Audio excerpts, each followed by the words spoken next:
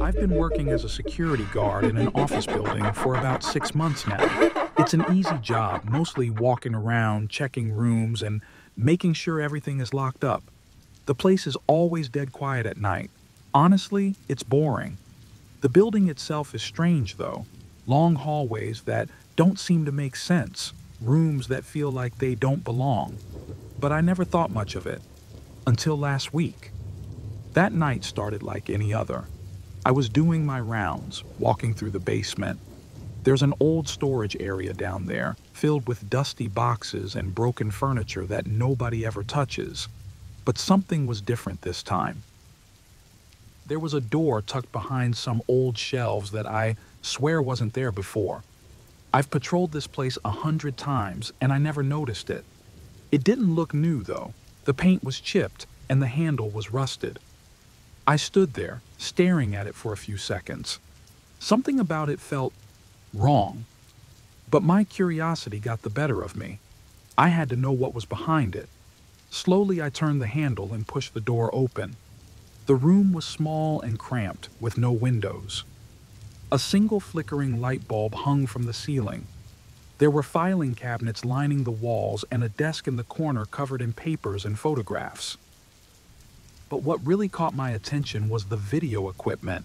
Cameras, microphones, all set up like someone had been filming in there recently. At first, I thought maybe it was just an old storage room, but as I started looking through the papers, my heart sank.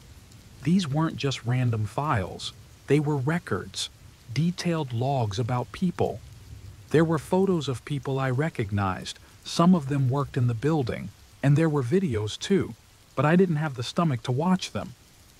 It was clear something illegal was going on here. Suddenly, the lights flickered, and I froze. I wasn't alone. I could hear footsteps above me, slow and heavy, like someone was walking the floor right above the basement. Panic set in. I quickly shoved the papers back where I found them and tried to leave the room, but the door wouldn't budge. It was locked. How? I didn't lock it when I came in. I reached for my phone, but of course there was no signal. The cameras in the hallway outside, which I usually watched from my phone, were all offline. Someone had cut me off, and they were coming for me. My mind raced. I needed to get out of there. I pounded on the door, hoping someone might hear me, but the footsteps just got louder. I felt trapped, like a mouse caught in a cage. Desperate, I tried the door again, and this time it swung open. I stumbled out into the hallway, breathing hard, but I wasn't alone. A group of people was standing at the end of the hall, all staring at me. I recognized a few of them. They worked here during the day. They didn't say anything at first, just watched me, their expressions cold. One of them, a guy from the finance department, finally spoke. "What were you doing in the basement?" I stammered, trying to explain. I found a room. There's something going on here. I don't know what, but..." His eyes narrowed and the others stepped forward. "You weren't supposed to find that room," he said. "No one was." My stomach dropped. They knew. They knew I had found something I wasn't supposed to see. I could feel the blood draining from my face as the reality of the situation hit me. These weren't just coworkers. They were part of whatever was happening in that room, and they weren't going to let me leave. "We need to talk," another one said, her voice low and threatening. "You made a mistake coming here tonight." I knew then that they weren't going to let me go. I had to get out of the building before they decided to make me disappear. Without thinking, I turned and bolted down the hallway. I heard them shouting behind me, their footsteps pounding as they chased me. I didn't have a plan, just the instinct to run. My heart was racing, my breath coming in short gasps. I made it to the emergency exit and shoved the door open, hoping it would set off an alarm, but there was nothing. Silence. They had disabled it too. I was trapped. There was no way out. I ran into one of the empty offices and locked the door behind me. My back pressed against the wall, I listened. Their footsteps were getting closer. I tried to think. Was this all a setup? Had they hired me because they knew I wouldn't ask questions? Was I just a disposable guard, someone they could get rid of once I found out too much? I could hear them talking outside the door now, their voices low. They were planning something. My hands were shaking. I reached for my phone again, but there was still no signal. No one was coming to save me. All I could do was wait. As I sat there, the reality of the situation started to sink in. I was never going to leave this building. I could feel it in my bones. Maybe I should have never opened that door. Maybe I should have minded my own business and kept walking like I had every other night. But it was too late now. They're coming for me, and I don't know how much time I have left. I don't know if I'll make it through the night. All I can do is sit here in the dark, waiting for them to find me. If you're reading this, I hope you understand. Some things are better left hidden.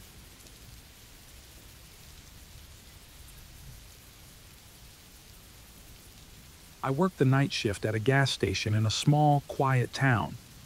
It's usually slow, just a few cars passing by. Maybe a trucker stopping in for coffee or someone grabbing a snack.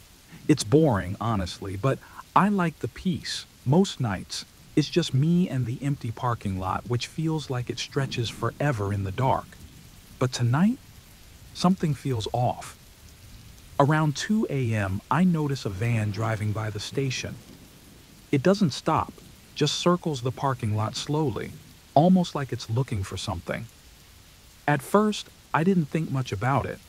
Maybe someone's lost or just driving around, right? But then, it comes back. Same van, slow loop around the lot, but still no stop. My stomach twists a bit, but I brush it off. Maybe they're just thinking about getting gas. By the third time the van passes, I'm feeling uneasy. Something isn't right. Why keep circling like that? The station is practically empty. Just one car parked at the far end. Maybe someone asleep in it. But no one has come inside for hours. I try to tell myself I'm overreacting. I mean, people drive around all the time, especially late at night when the roads are empty. But I can't shake the feeling. It's like a knot in my chest that won't go away. Then, the van finally pulls into the lot. It stops right by the entrance, but the engine stays on. Two men step out. They look around, like they're checking if anyone's watching. My heart is pounding now. They don't come toward the store right away. Instead, they just stand by the van, talking quietly. I can't hear what they're saying, but I can feel their eyes on me through the glass. I glance around the store, trying to distract myself. I tell myself they're probably just waiting for someone, maybe deciding if they want to buy something. But they don't look like they're here to buy gas or snacks. They're too focused on each other, on the store, on me. I feel a wave of panic rising, but I force myself to stay calm. Minutes pass, and they still haven't come in. One of the men looks up at the gas station's cameras, and for a second, I think he's going to leave. But then he walks slowly toward the entrance, his hand brushing against the door handle. I feel frozen behind the counter. Should I call the police? Should I lock the doors? My brain races, but I can't decide. The man's hand is on the door now, and I can't look away. He opens it, and the bell above the door rings, cutting through the silence. He steps inside, and for a moment, I swear everything slows down. He looks at me, his eyes cold. He doesn't say anything at first, just stands there, like he's sizing me up. Then he finally speaks, and it's not about gas or anything you'd expect someone to ask in a gas station. How long you been working here? The question catches me off guard. It's not friendly, it feels wrong. I try to smile, play it off, but my voice shakes a little as I answer. He doesn't seem to care. His eyes flick to the back of the store, then to the cameras again. You work alone? He asks, his tone casual, but too curious. I nod, even though my gut is screaming at me to lie. I don't know why I told the truth, but the words just came out before I could stop them. The man nods slowly, like he's thinking about something, and I realize the other guy is still standing outside, right by the van. He's looking through the window now, staring directly at me. I feel trapped. It's just me and these two guys, and I know they're not here to buy anything. I glance at the phone, wondering if I should call the police, but before I can do anything, the second man opens the door and steps inside. He doesn't say a word. He just walks to the counter, standing next to his friend. Now they're both here, and the door swings shut behind them with a heavy thud. The silence in the store is suffocating. My mind is racing, trying to figure out what to do. Should I run? Should I scream? My hands are shaking, and I can feel the sweat starting to form on my forehead. I can't think straight. The first man leans on the counter, his face just inches from mine now. His voice drops lower, and he asks, "You close up soon, right? What time you get off?" I don't answer. I can't. My throat feels tight, like I can't breathe. The other man moves closer to the door, standing in front of it like he's blocking my only way out. I know something bad is going to happen. I can feel it in the way they're looking at me, in the way the whole store feels like it's shrinking around me. I glance at the door again, but I know it's too late. They're inside now, and there's no one else here. My hand edges toward the phone under the counter. I don't know if I'll have time to call anyone, but I have to try. I have to do something. Before I can reach it, the first man's hand slams down on the counter, stopping me. He smiles, but there's nothing friendly about it. "We're just here to talk," he says, but I know that's a lie. The door clicks behind them, and I realize that no one is coming to help. And then, nothing. I'm still here, but I don't know how much longer I'll be safe. If I don't update soon, you'll know why.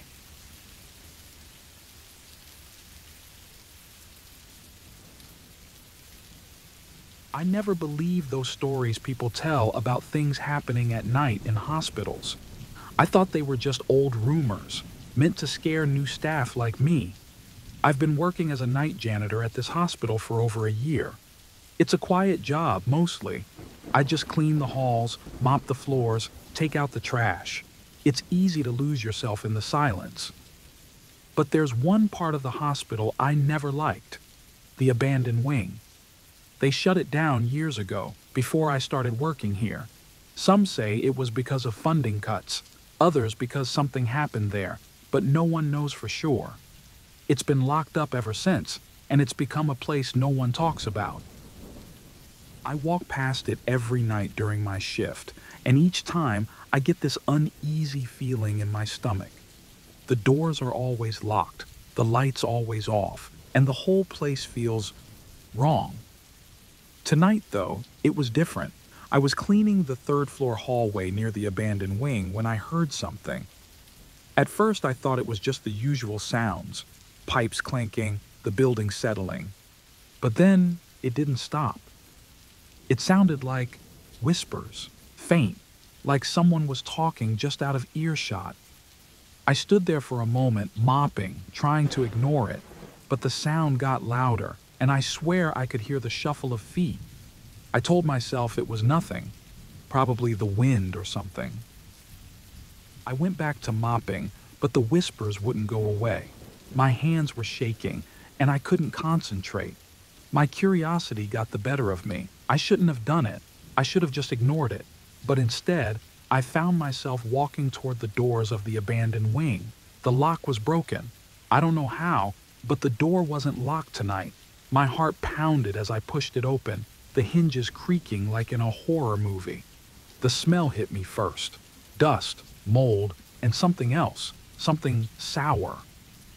The lights were off, but the emergency lights were dimly glowing. I stepped inside and the whispers stopped. That should have been enough to send me running, but I kept going.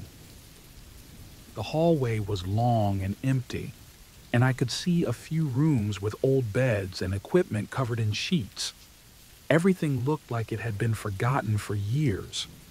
I walked slowly, not sure what I was even looking for. Then I saw them. At the end of the hallway, in the corner, was a person. They were sitting on the floor, their back against the wall, wearing a hospital gown. Their hair was messy, and they looked dirty, like they hadn't washed in days. I froze. My first thought was maybe they were homeless, someone who had snuck in. But this part of the hospital had been locked for years. How could they be here? I took a step closer and they looked up. Their eyes were wide, panicked. Before I could say anything, they grabbed my arm, their fingers cold and trembling. "Please," they whispered. "You have to help me. I shouldn't be here." I didn't know what to do. My brain was racing. I wanted to ask how they got in, but the way they looked at me, the fear in their eyes, made me pause. They were genuinely scared, and for some reason, I believed them. I can call security," I mumbled, unsure. But they shook their head violently. "No, no, they'll find us. They'll take me back," they said, voice shaking. "They're coming. You have to help me get out." I didn't understand. "Who? Who's coming?" "They're not doctors," the person whispered. "They take people. People like me. They say they're helping, but they're not. Please, don't let them find me." I stood there, feeling like I was in a nightmare. None of this made sense. Who were they? And why would someone be taken here? But then I heard it. Footsteps. They were faint at first, but they were getting closer. My heart jumped into my throat, and I could feel the blood drain from my face. The footsteps were coming from down the hall, from the direction I had come in. I looked back at the person on the floor. They were shaking, clutching my arm tighter. "If they find us, they'll take you too," they whispered. Panic hit me. I didn't know if I should believe them, but something about the sound of those footsteps made my skin crawl. I turned to the hallway. Whoever it was, they were getting closer. The footsteps were slow, deliberate, like someone didn't care if they were heard. I looked back at the person, their eyes begging me to do something. I didn't know what to do. Should I run? Should I help them? Every instinct told me to get out of there, to leave them behind and run back to my safe, familiar cleaning routine. But something kept me rooted to the spot. Then I heard it. A door creaking open from behind me. I spun around, but the hallway was empty. The sound was coming from a room just to my left. My breath caught in my throat as the footsteps stopped. I stood there, frozen, as a shadow began to stretch across the floor from the doorway. It was slow, creeping closer to me inch by inch. I wanted to scream, but nothing came out. I glanced back at the person huddled in the corner. Their eyes were wide, full of terror, and in that moment, I knew. I knew that whatever was about to come through that door wasn't here to help. The shadow moved closer, and I felt my legs go numb.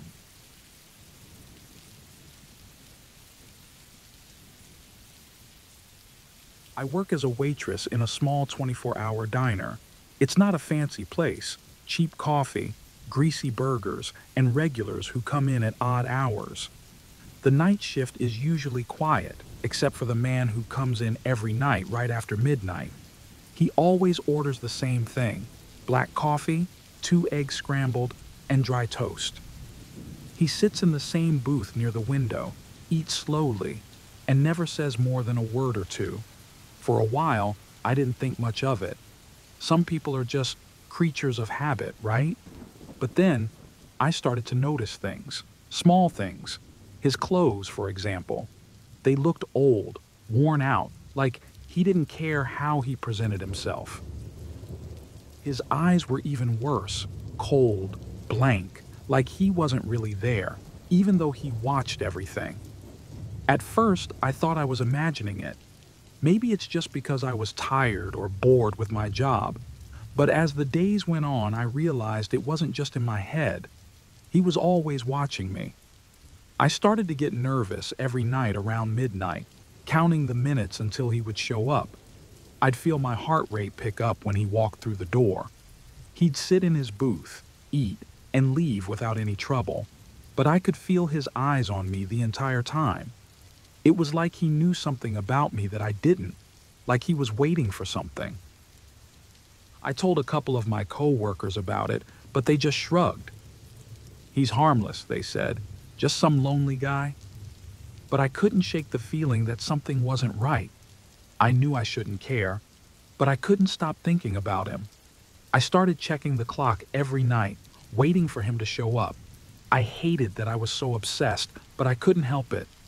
One night, after my shift ended, I did something I know I shouldn't have. I followed him. When he left the diner, I grabbed my coat and walked out a few minutes later, staying far enough behind so he wouldn't notice me. My heart was pounding the whole time, but I couldn't turn back. I needed to know where he went. The streets were quiet, and I kept telling myself that I was just being stupid.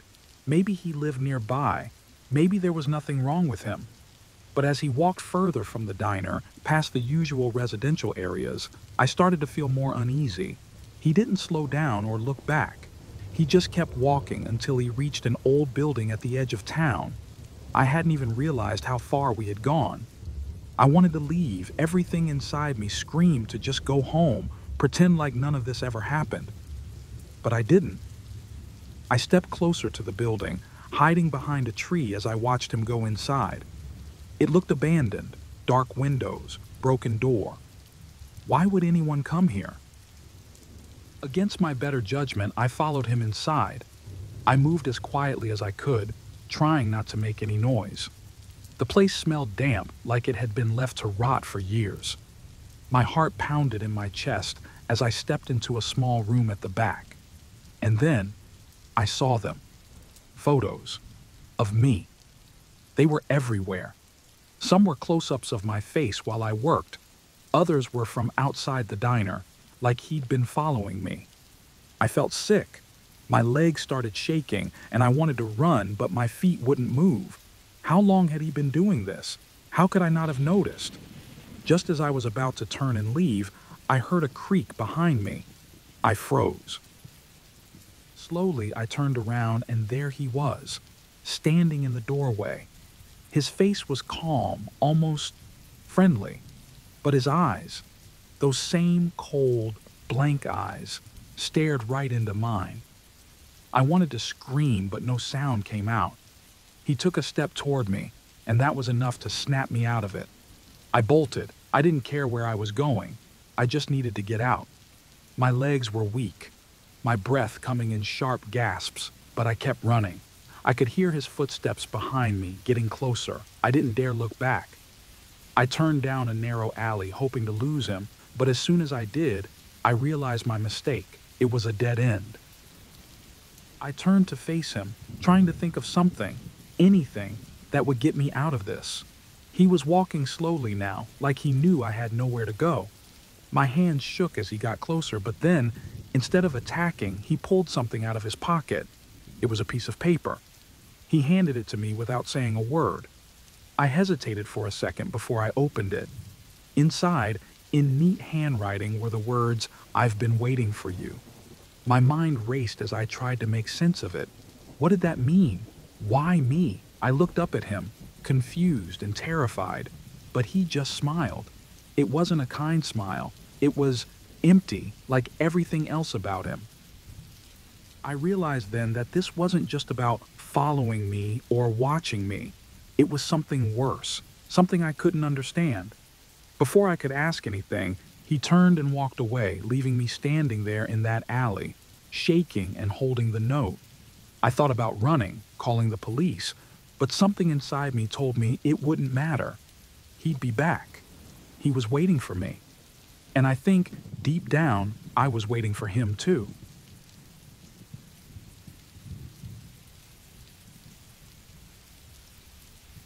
I was about halfway through my shift at the station when the call came in.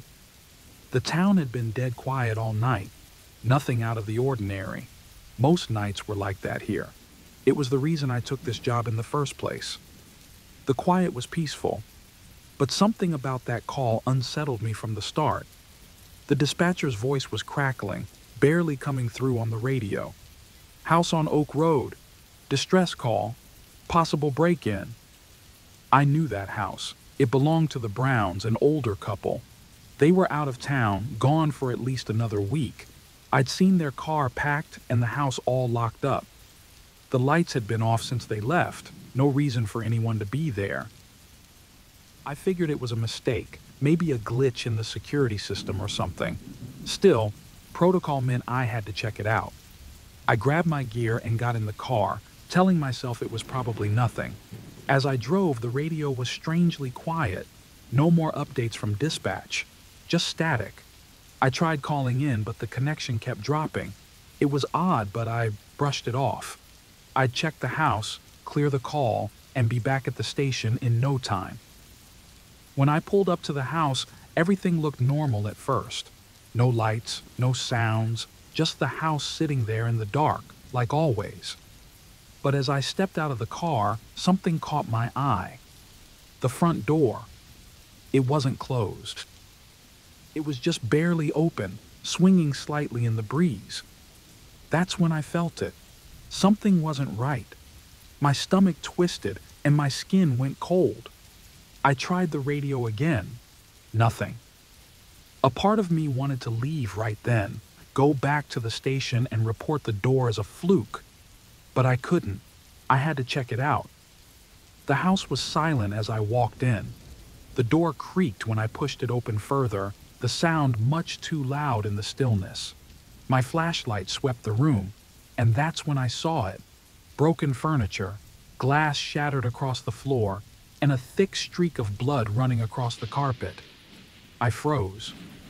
There was no sign of anyone, but the mess told a story I didn't want to understand. Something violent had happened here. My first thought was to call for backup, but when I reached for the radio, all I got was the same static as before. The blood trail.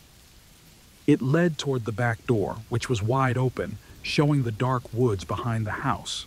I hesitated, my gut telling me this was a bad idea, but I couldn't leave without knowing what had happened. My flashlight flickered as I stepped outside, following the blood. I knew I should have waited for backup, but I kept going. The woods were thick, the trees casting long shadows. The trail of blood was faint at times, but I kept finding it. A scrap of torn cloth caught on a branch, drops of blood on the leaves. Something or someone had been dragged through here. My heart pounded, every step feeling heavier than the last. I knew I was in too deep, but I couldn't stop now. After what felt like hours, I came upon a clearing. The blood stopped there, right in the center. The air felt heavier, too quiet, like the forest was holding its breath. For a moment, I thought maybe whoever it was had gotten away. Maybe I was just chasing shadows. But then I heard it, breathing, slow, deliberate, like someone was waiting. I turned, my flashlight beam swinging around. That's when I saw him. A figure standing just on the edge of the clearing, half hidden in the darkness. He didn't move, didn't speak.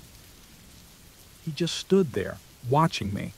For a second, I couldn't move. My mind went blank. Then, instinct kicked in and I reached for my gun. But before I could draw it, the man spoke. His voice was calm, almost too calm, like he'd been expecting me all along. "You're late," he said, stepping closer. I didn't know what to say. My hand stayed frozen on the gun. Something about his voice sent a chill through me. "I knew you'd come," he continued, like we were old friends catching up. "You always do." I tried the radio again, but it was still dead. My mouth went dry, and I finally managed to speak, demanding to know what he was doing here, what happened at the house. But he just smiled, like I'd missed the point of some twisted game. "You shouldn't have followed the trail," he said. "It's not meant to lead you out. It's meant to bring you in." That's when I realized it. The blood, the open door, it wasn't a sign of someone needing help. It was bait. I stepped back, but it was too late. He moved closer, and I could see the knife in his hand now, gleaming under my flickering flashlight.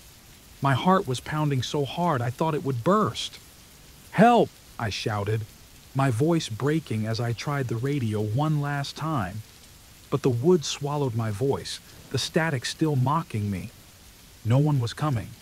No one even knew I was here. He took another step, his smile never fading. And that's when I knew. I wasn't getting out of this. The trap had been set long before I arrived, and I had walked right into it. I'm not sure what happens next. I'm still standing here, trying to figure out a way out, but there's no path except the one that led me here. The woods are quiet again, but I can feel him watching, waiting. If anyone finds this, if anyone is listening, don't come looking for me. Don't follow the blood. It doesn't lead to safety, it leads to him.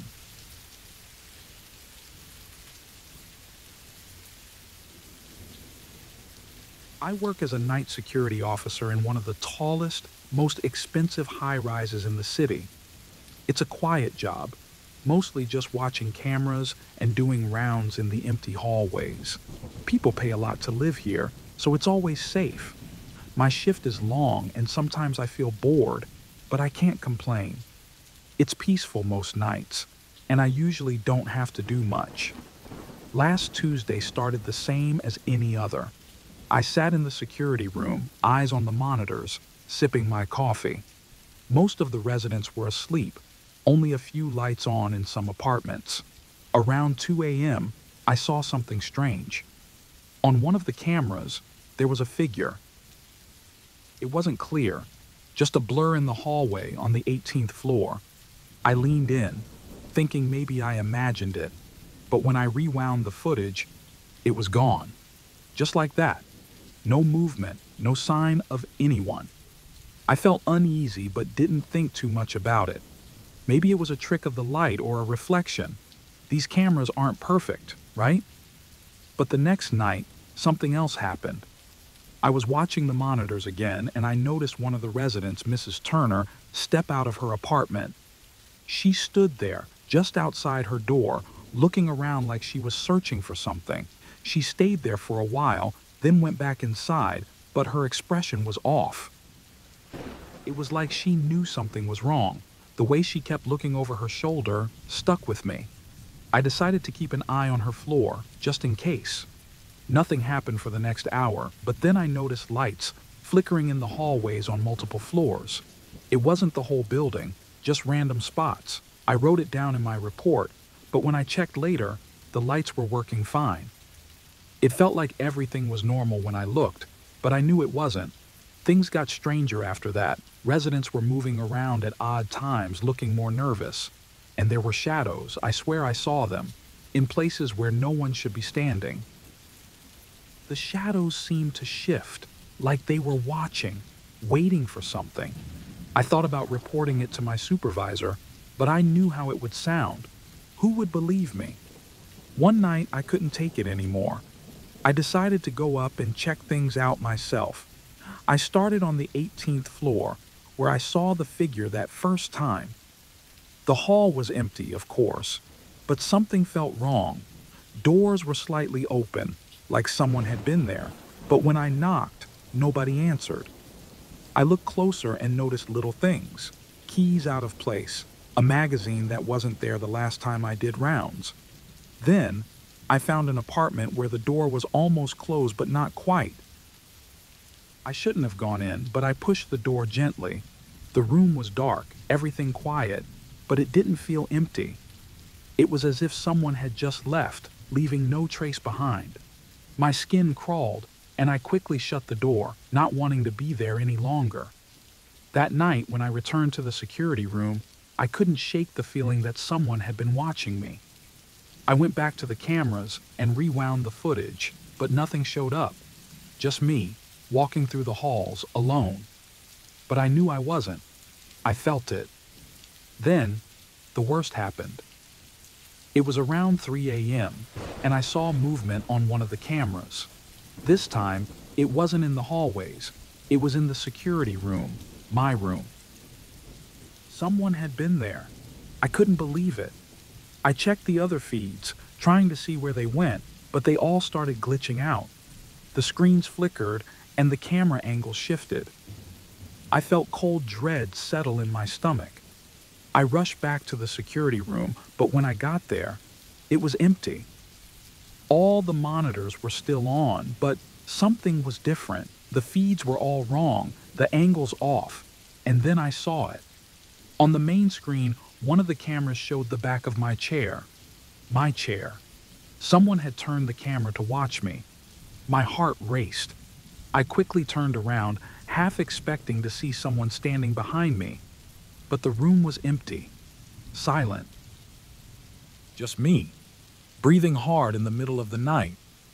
I sat down, staring at the screen, trying to figure out what to do. That's when I heard it. A faint noise. Something moved behind me. I spun around again, but no one was there. The door was closed. No way anyone could have come in without me seeing them. I turned back to the monitors, my hand shaking as I clicked through the footage. Then the screen flickered again. This time, it showed me, sitting in the room, staring at the cameras. But there was something else. A figure, just out of the frame, standing near the door, watching me. I couldn't move. My body was frozen in place, my mind racing. Was it real? Was I losing it? I didn't know anymore. All I could feel was this deep, terrible sense of dread, like whoever, or whatever it was, knew everything. And now, it was just waiting for me to do something. I don't know what to do now. I feel like I'm being watched all the time. Even when I'm not at work, I see shadows in the corners of my vision. I hear things at night, footsteps that aren't mine. I've tried telling people, but they don't believe me. I wouldn't believe me either. I'm writing this here because I don't know how much time I have left. If you've ever worked security or in a place with cameras, pay attention. You never know who's watching or why.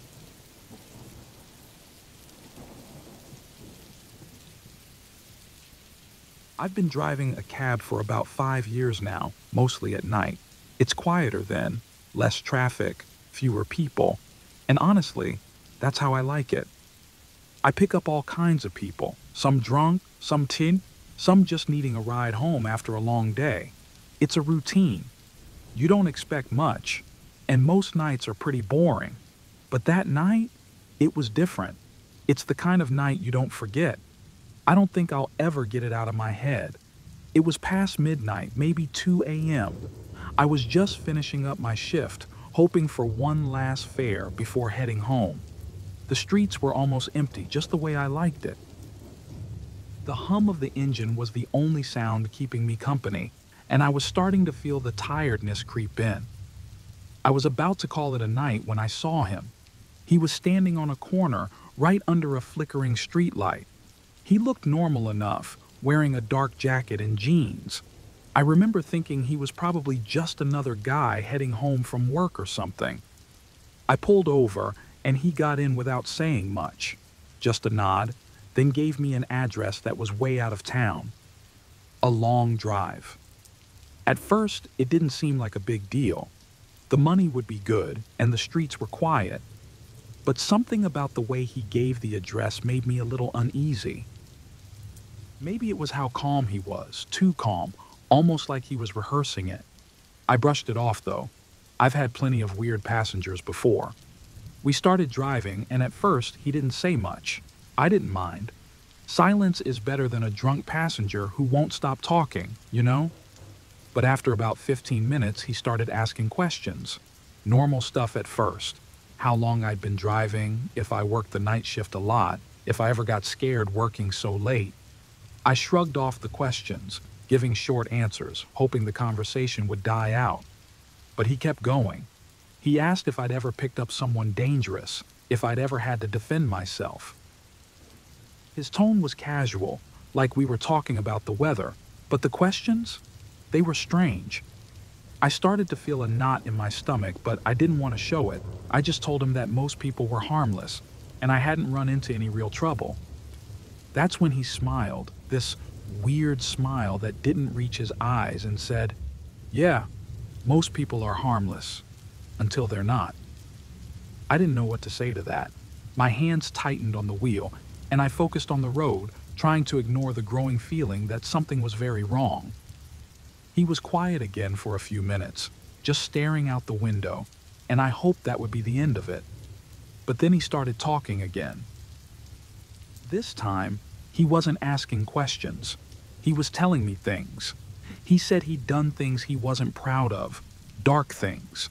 He mentioned a fight he'd gotten into years ago, how it got out of hand, how the other guy didn't make it. He laughed a little, like it was some kind of joke, but I could feel the tension in his voice. I tried to keep my cool, but inside I was panicking. My mind raced, thinking about all the crime reports I'd heard on the news, wondering if he was one of those guys. But I couldn't just stop the car and throw him out, not when we were in the middle of nowhere. We were still miles from his destination, and there was nothing but darkness around us. The more he talked, the worse it got. He started dropping names, places, things that sounded familiar. Murders I'd heard about, missing people from nearby towns. He wasn't just making this up. He knew too much. I realized then that this wasn't just some guy telling stories to scare me. He was confessing. By now, my heart was pounding in my chest, and I was gripping the wheel so hard my knuckles were white.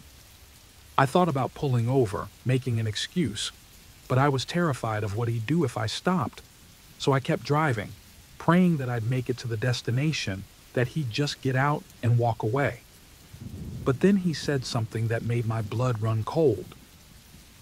He looked at me, that creepy smile back on his face, and said, "You know, I'm always thinking about what it would be like to do it again, to see the fear in someone's eyes right before." He trailed off, but I knew what he meant. I didn't say anything, couldn't say anything. My mouth was dry and my mind was racing.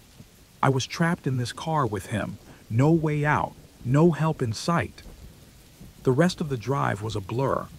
I don't remember the turns I made or how much time passed. All I knew was that we were getting closer to his destination, some abandoned area outside the city. My only hope was that maybe, just maybe, I'd have a chance to run once we got there. But I didn't know if I'd make it that far. Finally, we pulled up to a deserted street. No lights, no houses, nothing. Just emptiness. My hands were shaking as I turned off the engine. He didn't get out right away. Instead, he leaned forward close to my ear and whispered, "You've been a good driver tonight. Lucky for you, I'm not in the mood." And then, just like that, he got out and walked away into the darkness, disappearing like he was never there. I sat there for what felt like hours, too scared to move, my heart racing, my mind trying to process what had just happened. Eventually, I drove away, my hands still shaking, my thoughts a mess. I didn't look back. I don't work night shifts anymore. I don't pick up strangers in the dark. Sometimes I wonder if he was just messing with me, trying to scare me for fun. But then I remember his voice, the way he said those things, and I know it wasn't a joke. I was lucky that night, but I'm not sure everyone else was.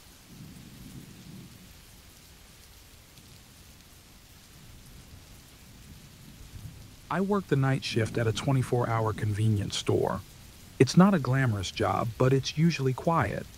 The nights blend together, empty aisles, flickering lights, and the constant hum of the fridge. Most nights, I just sit behind the counter, watching the security cameras.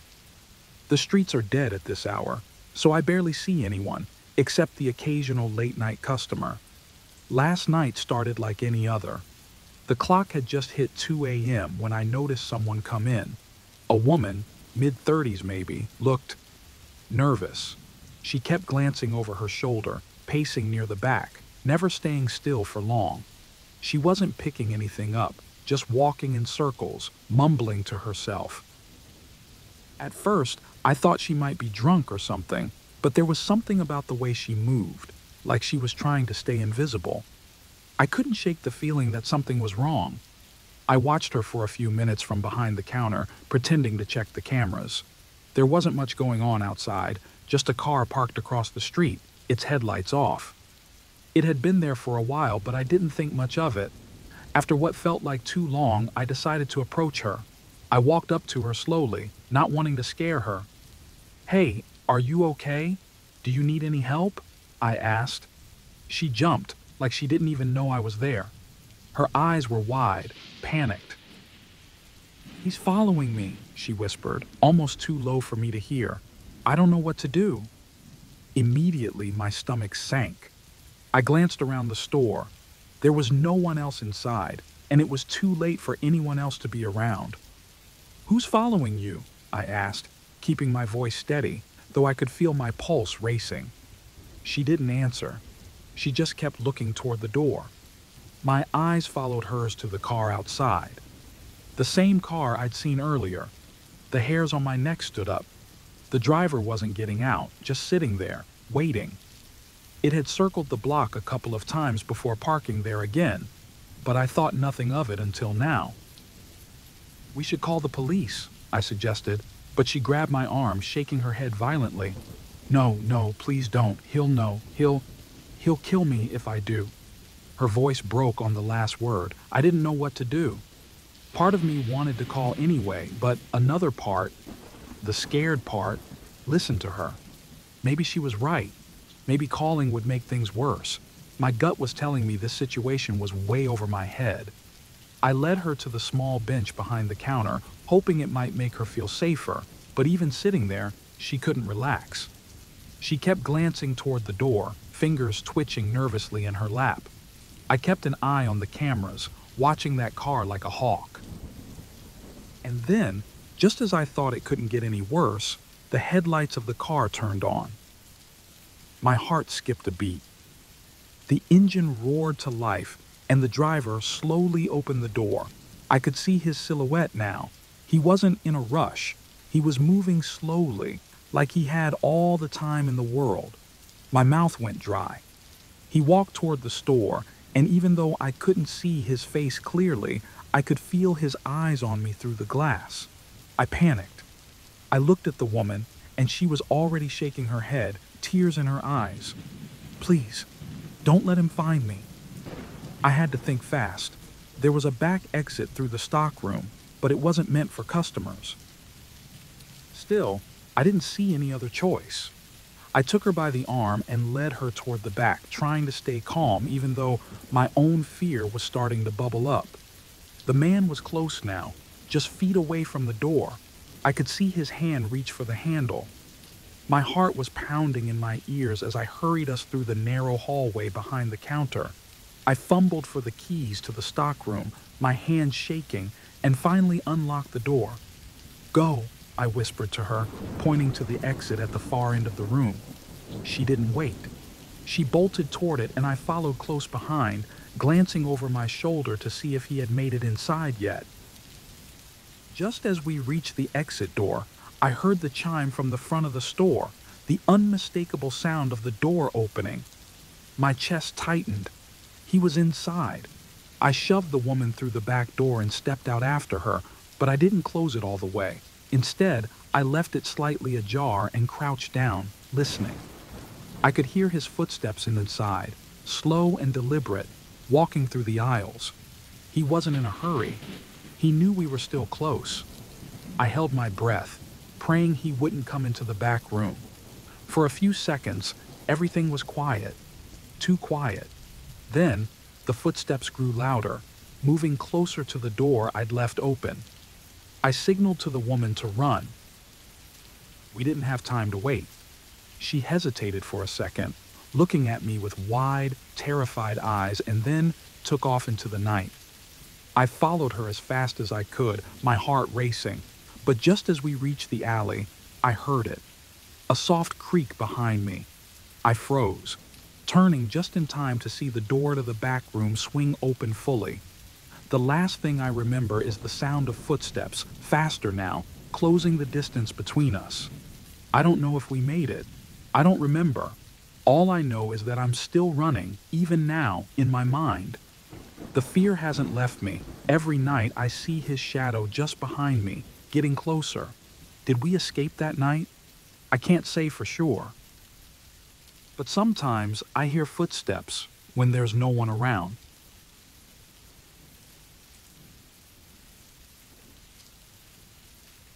I work at this factory. It's nothing special, just a big gray building that makes parts for machines. I'm on the night shift, the one no one really wants. It's quiet, mostly, except for the machines humming, and I don't mind it. But lately, Something's been bothering me. One of my coworkers, Sam, keeps disappearing. At first, I thought maybe he was just taking a long break or working in a different section, but it happens every night. I've worked with Sam for over a year. He's quiet, keeps to himself, but he's always been there when I needed help with something heavy or when the machines acted up. Now, every night after 2 a.m., he just vanishes. No one else seems to notice. Everyone's focused on their own stuff, keeping their heads down. The factory's huge, so it's easy to lose track of people, but this felt different. I started paying attention, trying to figure out where he went. Last Tuesday, I decided to stay near his station for a while. I pretended to work on something nearby, but really, I was watching him. Around 2:15 a.m., I saw him leave his spot, moving toward the far side of the factory where no one ever goes. There's an old, locked door there, leading to a restricted area. No one talks about it, but I've heard rumors, stories about bad things happening back there, stuff no one can confirm. But it's always been just talk, right? I didn't think much of it until that night. I followed him, but from a distance. I saw him go through that door like it was nothing, like it wasn't locked. He disappeared into the shadows, and I didn't have the guts to follow him. I went back to my station, feeling weird, like something wasn't right. The next night, I couldn't stop thinking about it. What was Sam doing back there? Why did no one else care that he was gone for hours every night? Curiosity got the best of me. I had to know. On Thursday, I waited again, and when Sam slipped through the door, I followed. This time, I didn't stop. I pushed the door open, and it led to a staircase going down. It was dark, and the air felt thick and damp. My heart was racing, but I kept going. At the bottom of the stairs, there was another door, slightly open. I peeked inside, and what I saw made my stomach turn. It wasn't a part of the factory I recognized. It looked old, like something from a different time. Rusty machines were everywhere, but that wasn't the worst part. There were people down there, people I'd never seen before. They were working, but not like us. They looked tired, beaten down, like they hadn't slept in days. There were no supervisors, no breaks. They were trapped, and the look in their eyes, it was like they'd given up. I backed away slowly, trying not to make a sound, but then I heard footsteps behind me. I turned, and there was Sam staring at me. The way he looked at me, it was like he wasn't the same guy I used to work with. His eyes were cold, like he'd seen too much. He stepped closer, his voice low but clear. "You shouldn't be here." I froze. My mouth went dry, and I couldn't think straight. "What's going on?" I asked, even though I wasn't sure I wanted to know the answer. Sam didn't answer right away. He just kept staring at me, like he was trying to decide what to do. "This isn't your business," he finally said. "You should forget you saw this." I shook my head. "I can't." "What's happening down here?" "You don't want to know," he said, and for a second, I thought I saw a flash of regret in his eyes. "But now that you've seen it, you can't leave." My heart pounded in my chest. I had to get out of there. I turned and bolted for the stairs. I could hear Sam behind me, his footsteps echoing off the walls. My legs felt like they were made of lead, but I didn't stop. I pushed through the door at the top and slammed it behind me. I ran back to my station, not daring to look back. I thought about going to the supervisor, telling someone, anyone, but who would believe me? And what if Sam was right? What if they wouldn't let me leave? For the rest of the night, I kept my head down, pretending everything was normal. Sam never came back to his station. I didn't see him again after that. When the shift ended, I grabbed my stuff and got out as fast as I could. But I couldn't stop thinking about what I saw. Who were those people? What were they doing down there? And why was Sam involved? My mind kept racing, and by the time I got home, I was a mess. I wanted to call the police, but then I thought, what if they were watching me? What if they were waiting for me to talk? That night, I couldn't sleep. Every time I closed my eyes, I saw those people, trapped down there, and Sam's cold eyes. I kept hearing footsteps outside my window, like someone was pacing back and forth. I tried to tell myself it was just my imagination, but the sound wouldn't stop. I don't know if they're watching me or if I'm just losing my mind. I haven't gone back to the factory. I told them I'm sick, but I don't know how long I can keep that up. I feel like I'm being followed everywhere I go. Last night, I heard someone outside my door. When I looked through the peephole, there was no one there, but I know what I heard. I don't know what to do. Should I tell someone? Or should I keep my mouth shut and hope they leave me alone? All I know is I'm not safe anymore. I'll never be safe.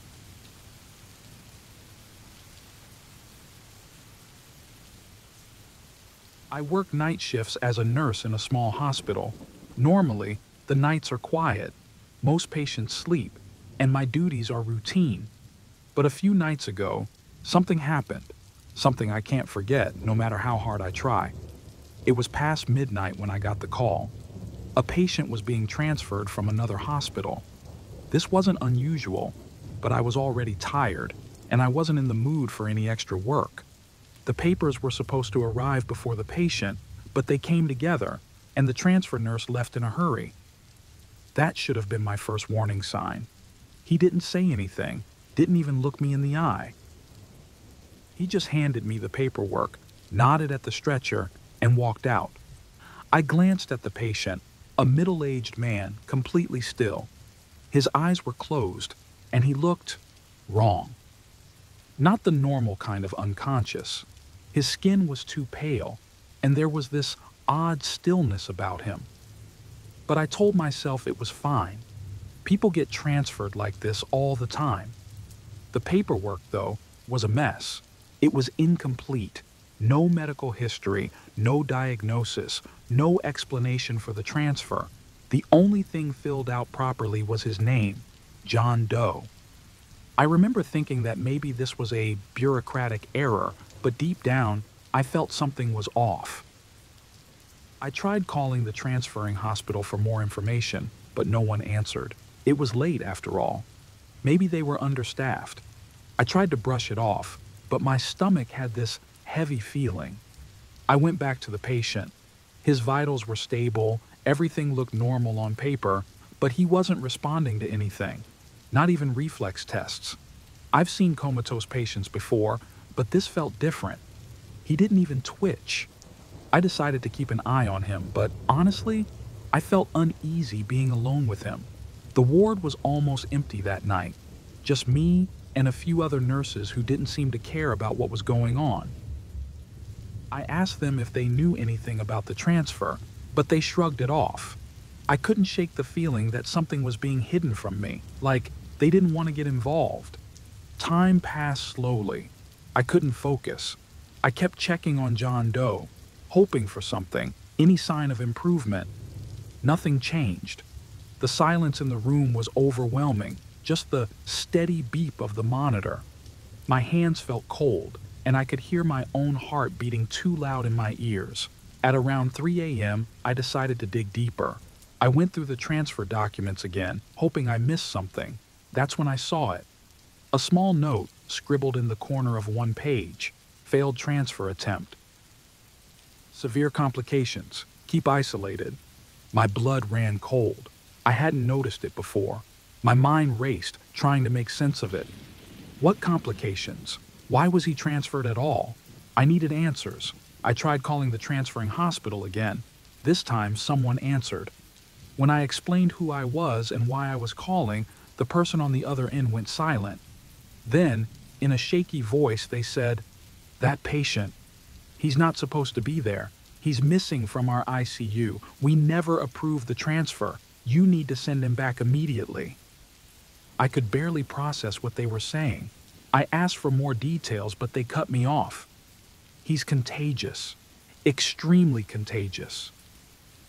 You need to isolate yourself now. Don't let anyone near him." And then they hung up. My hands were trembling as I put down the phone. Contagious? What had they sent me?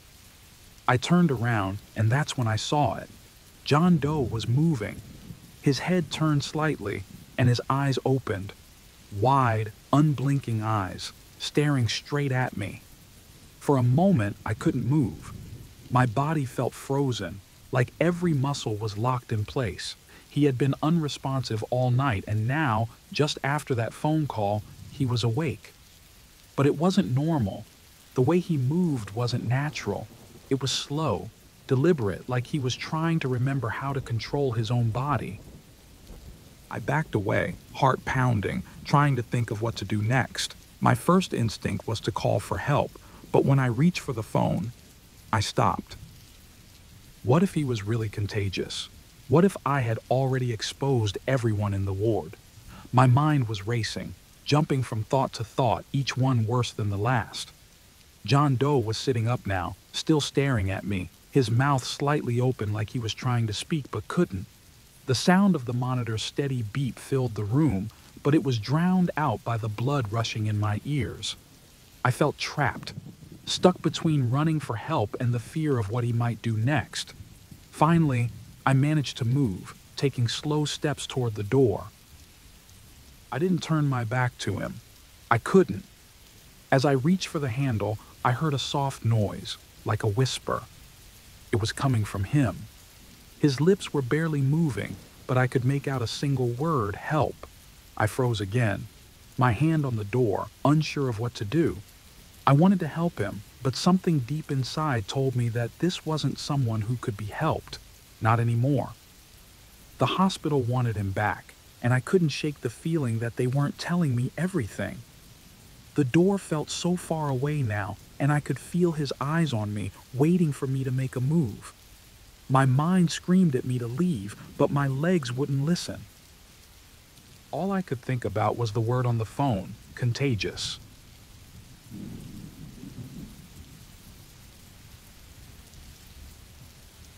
I've been working as a midnight DJ for a few years now. You might think it's lonely, but I enjoy it. It's just me, the microphone, and the quiet hum of the equipment. I play some music, take a few calls from people who can't sleep, and it usually goes smoothly. Most nights, the station feels empty but safe, like a quiet corner of the world where nothing bad could happen. But tonight was different. The first strange call came around 1 a.m. A man's voice, calm but distant. He didn't give his name, which wasn't unusual. People like to keep it anonymous sometimes. But what he said, that was strange. "I can see you," he said. At first, I laughed it off, thinking it was just some guy trying to mess with me. I played along, asking him where he was. The line crackled for a moment, then he said, "In the station." I froze. It wasn't that it was impossible. People come by the station sometimes, though not at this hour. The place was locked, and the security cameras hadn't shown anyone coming in. But something in his voice made me uneasy. I laughed again, a little shakier this time, and told him, "Nice try, buddy." Then I hung up. For a while, I tried to forget about it. I played a few songs, scrolled through some emails, and convinced myself it was just a prank. But about 30 minutes later, he called again. This time, his voice was closer, more serious. He didn't waste time. "You should lock your office door," he said. That's what I'd do. I glanced at the door. It was closed, but not locked. My stomach twisted. This guy was playing games with me, I thought. But how did he know the door was unlocked? I didn't say anything for a second, just listened to his breathing on the other end of the line. Then I hung up again, locking the door this time. It felt like the walls were closing in. The station suddenly felt smaller, darker. I checked the cameras again. Still nothing. But the unease was crawling under my skin now. Every sound felt amplified, like the hum of the machines was buzzing in my head. Then, at around 2:30, the phone rang again. It was him. "How's your sister doing?" I froze. This was different. My sister, I hadn't talked about her on air. She lived in another city. There was no way he could know about her. I forced my voice to stay steady, demanding, "Who are you?" What do you want? He ignored me. I like the pizza you had for dinner. Hawaiian, right? My stomach churned. He was right. That's what I had eaten alone in the studio before my shift. I hadn't told anyone, hadn't mentioned it on air. My hands were shaking now. My mind raced through possibilities. Was this a colleague playing a sick joke? Was there someone hiding in the station? I couldn't shake the feeling that someone was watching me. I went through every room during the next song. The station wasn't big, just a few offices, the recording booths, and storage rooms. Each time I opened a door, I held my breath, expecting to find someone lurking inside. But there was no one. Just the same empty rooms, cold and quiet. When I sat back down at my desk, the phone rang almost immediately. "You can search all you want," he said, his voice calm, steady, "but you won't find me." My heart pounded. He knew what I was doing, what I had just done. I felt like a trapped animal, my back against the wall. I could barely think straight.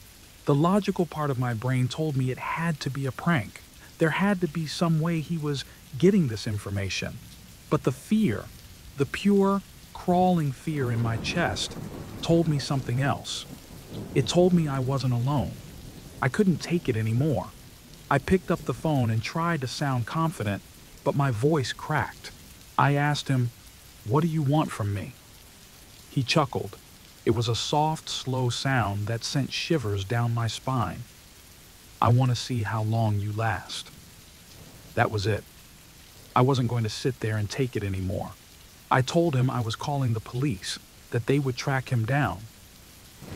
But all he said was, "They won't make it in time." I didn't wait to hear more. I hung up and tried calling the station's security, but the line was dead. My phone, too, had no signal. That didn't make sense. It had been working fine earlier. I felt trapped, completely cut off. Then, the worst part.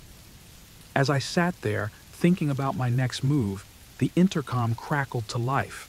My voice, my own voice, came through the speakers, repeating what I'd said earlier in the night. "Nice try, buddy." It echoed through the empty station, a distorted, twisted version of my words. My hands shook as I listened. I was losing it. I was losing control. I had to get out. I grabbed my keys and ran for the door. But just as I reached it, the lights flickered, and I heard the phone ring again. I should have kept running, but I didn't. Something made me stop. I looked back at the phone, still ringing. Then, slowly, I picked it up. The voice on the other end was mine. "You'll never leave." The line went dead. Now, I'm sitting here, staring at the silent phone, unsure if I should even try to escape. Every time I stand up to go, I feel like someone is watching me, like he's just waiting for me to make a move. I haven't heard anything for a while now, but the silence is worse. I don't know what's real anymore. I don't know if I'm imagining things or if he's really here. Maybe I'm not alone.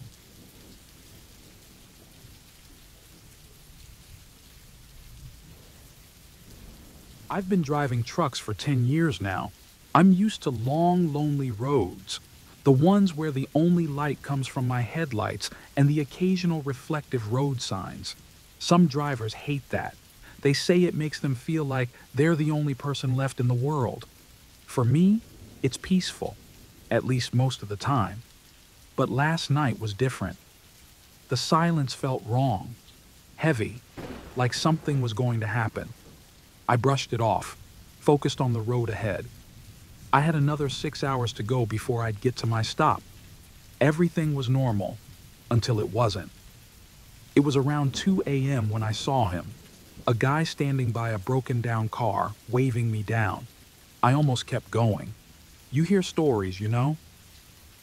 People who stop and end up robbed, or worse. But something made me slow down.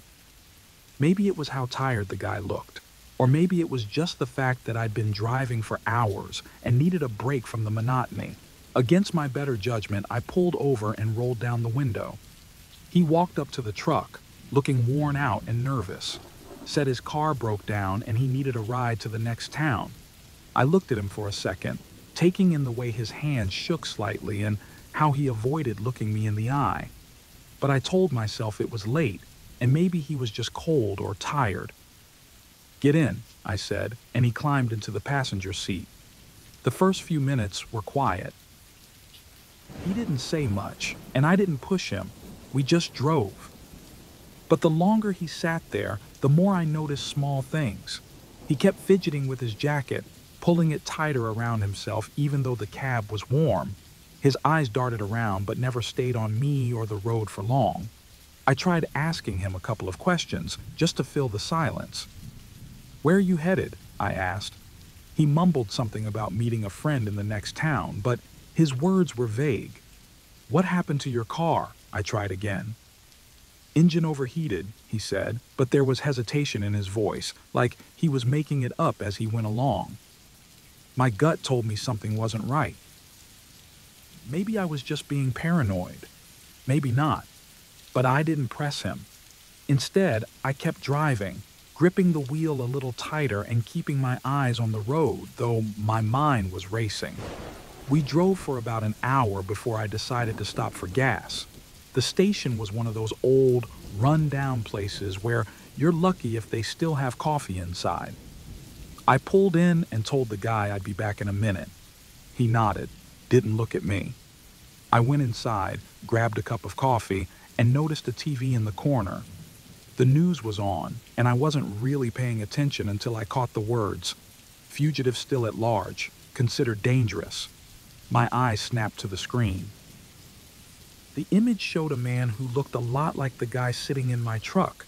Same dark hair, same build. My heart started to pound. I stood there, staring at the TV, my mind racing. It couldn't be him, could it? The more I thought about it, the more everything started to make sense. The nervous behavior, the vague answers, the way he couldn't sit still. My chest tightened, and for a second, I didn't know what to do. Should I call the cops? Should I run? But my truck, my whole life, was out there, and so was he. I had no choice. I had to go back.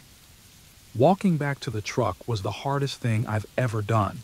My legs felt like they didn't want to move. When I opened the door, the guy looked up at me with a strange expression, like he knew something had changed. I got in, tried to act normal, but inside, I was panicking. What if he knew I'd seen the news? What if he was dangerous like the report said? The road ahead seemed to stretch forever. I kept glancing at him out of the corner of my eye, and every time he moved, my heart jumped. My mind was racing with plans. Should I try to kick him out of the truck? Should I just keep driving and hope we get to the next town without incident? I didn't know how to get out of this. The tension between us grew thick, almost suffocating. He must have sensed my discomfort because he started to shift in his seat more, his hands moving nervously to his bag. That bag! He'd had it with him the whole time, sitting on his lap, unopened. I hadn't paid much attention to it before, but now, every time his hand moved toward it, my heart pounded louder in my ears. Then it happened. His hand reached inside the bag and everything slowed down. I thought, this is it. My mind screamed at me to do something, anything. But before I could move, the bag opened wide and I saw his hand digging for something. I panicked. My body moved before my brain could catch up and I slammed my foot on the brakes. The truck jerked, the tires screeched, and the guy was thrown forward, smacking into the dashboard. I thought he'd pull out a weapon, something that would make this nightmare end badly. But instead, he just sat there, stunned, holding a water bottle. We stared at each other for what felt like forever. My chest heaved, adrenaline pumping, but he didn't say anything. Just slowly unscrewed the cap, took a drink, and placed the bottle back in his bag. I didn't wait for another move. I hit the gas again, my mind still spinning. We didn't speak the rest of the way. When we finally reached the next town, I pulled over and told him this was his stop. He gave me a strange look, but didn't argue. He got out, slammed the door, and walked off without a word. As I watched him disappear into the dark, I still couldn't shake the fear that maybe I'd just dodged something terrible, or maybe I had let it go.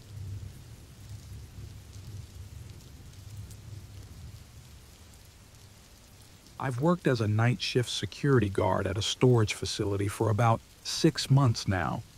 It's a pretty simple job, really. I just sit in a small office and watch the cameras, making sure no one's breaking into the units. Most nights are boring, uneventful. But then, something changed. Unit number 47 started to show up more and more on my monitor, and it freaked me out in a way I can't explain. It started about a week ago. I was watching the screens when I saw movement on camera 3, the one that faces the row of units near the back of the lot. Nothing unusual, just some shadows at first. I ignored it because sometimes the lights flicker or animals pass by. But later, I saw it again. The door to unit number 47 was slightly open. I checked the log, but no one had signed in, and I knew I hadn't let anyone through the gate. That was strange, but I told myself maybe I missed something. Mistakes happen, right? The next night, the same thing happened. I saw movement around unit number 47 after midnight. I zoomed in, but the camera footage was grainy, almost like it was out of focus just for that unit. It didn't make sense.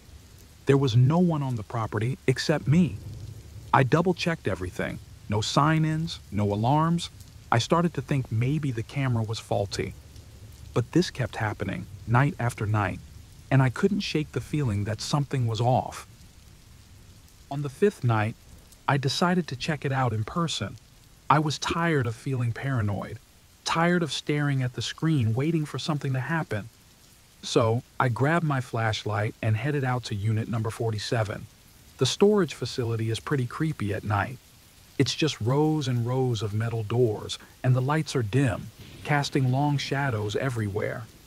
My footsteps echoed, and all I could hear was the hum of the lights above me.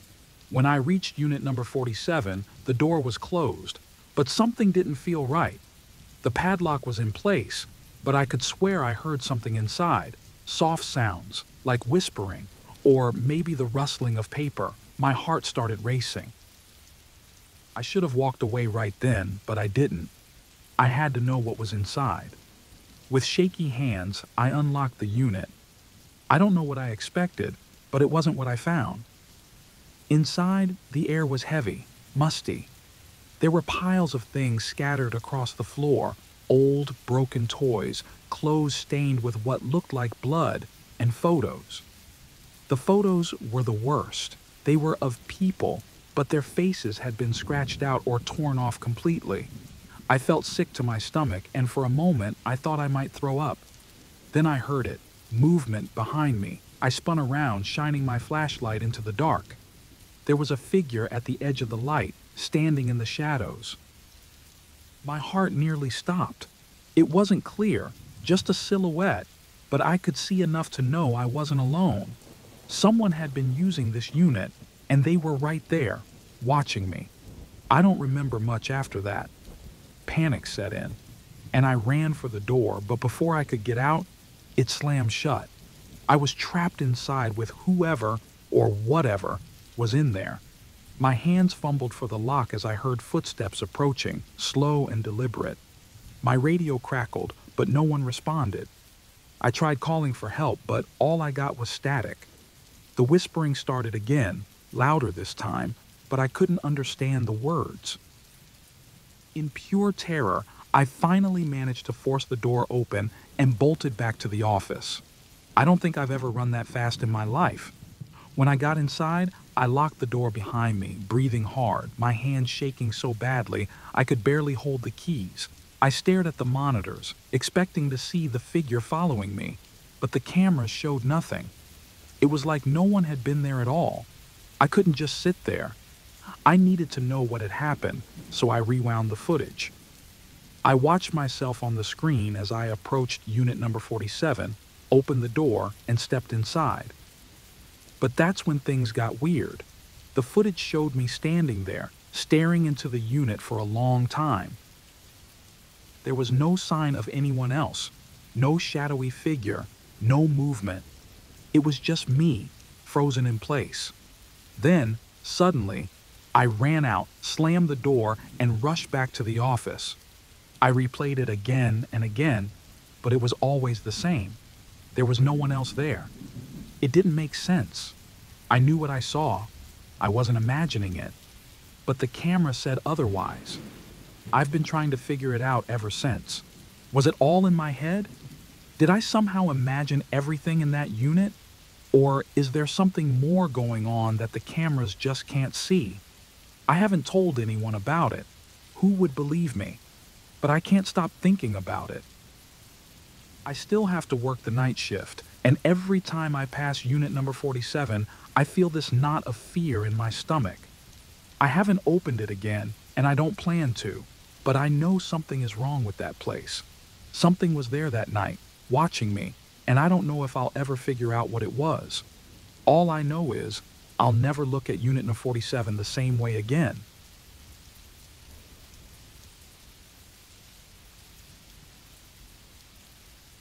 I work the night shift at a small taxi dispatch office. Most nights, it's just me, a flickering monitor, and the sound of drivers checking in as they pick up late-night passengers. It's quiet, sometimes boring, but lately, I've started to feel uncomfortable. The night started like any other. I had 4 drivers out, all keeping steady with jobs. At around 11 p.m., one of our regular drivers, Amir, radioed in that he'd picked up a passenger from the edge of town. The area was mostly deserted, not many houses, just dark roads and empty fields. People around here know not to wander out there too much, but I didn't think much of it. An hour passed, then 2. I hadn't heard back from Amir. Normally, he checks in after every drop-off, but this time, nothing. I tried to reach him on the radio, no answer. I called his phone, but it went straight to voicemail. I told myself not to panic. Maybe his battery had died, or maybe the passenger asked to go somewhere remote, no signal. But the feeling in my gut said something was wrong. I pulled up the GPS tracker for his cab. The car hadn't moved in over 2 hours. It was stopped near an old road that led into the woods, a place I knew no one should be at that time of night. My fingers hovered over the keyboard.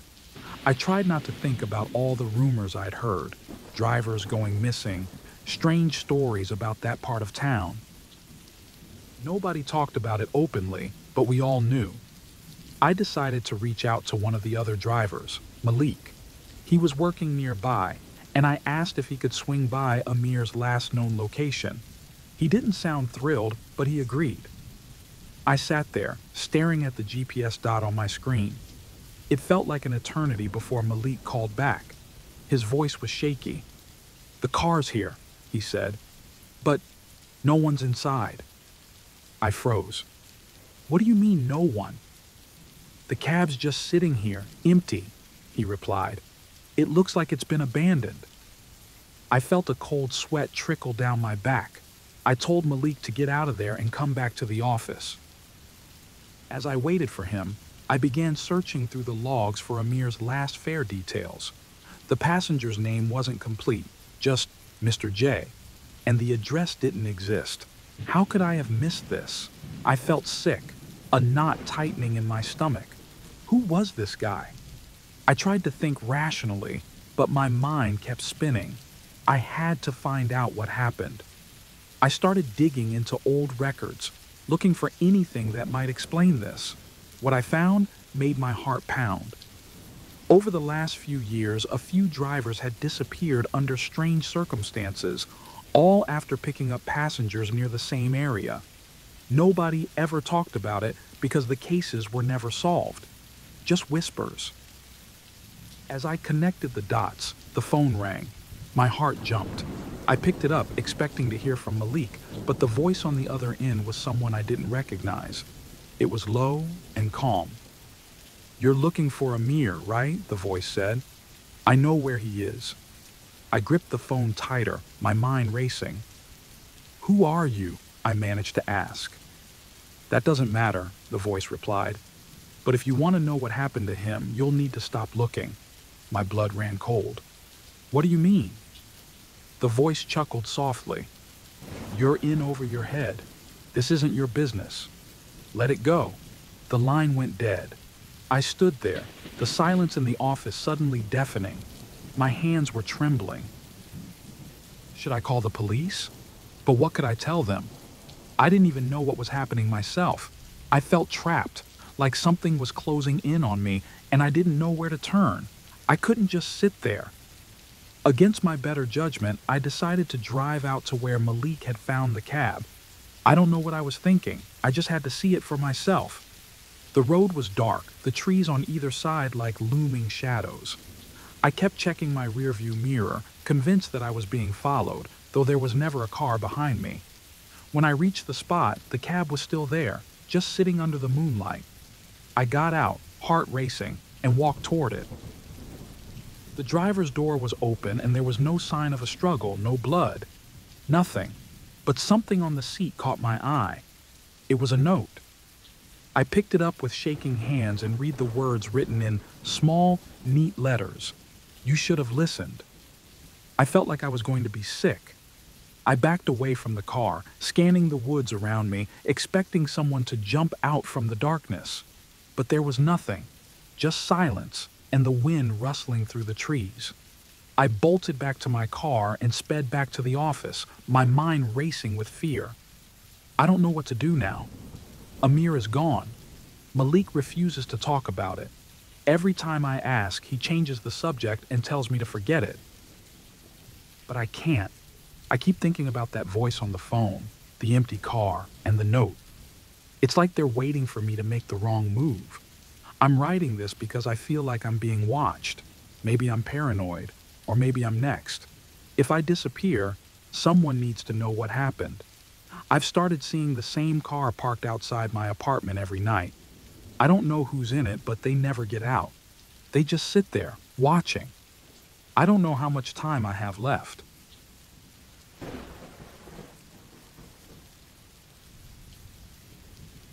I never thought working the night shift could get so twisted.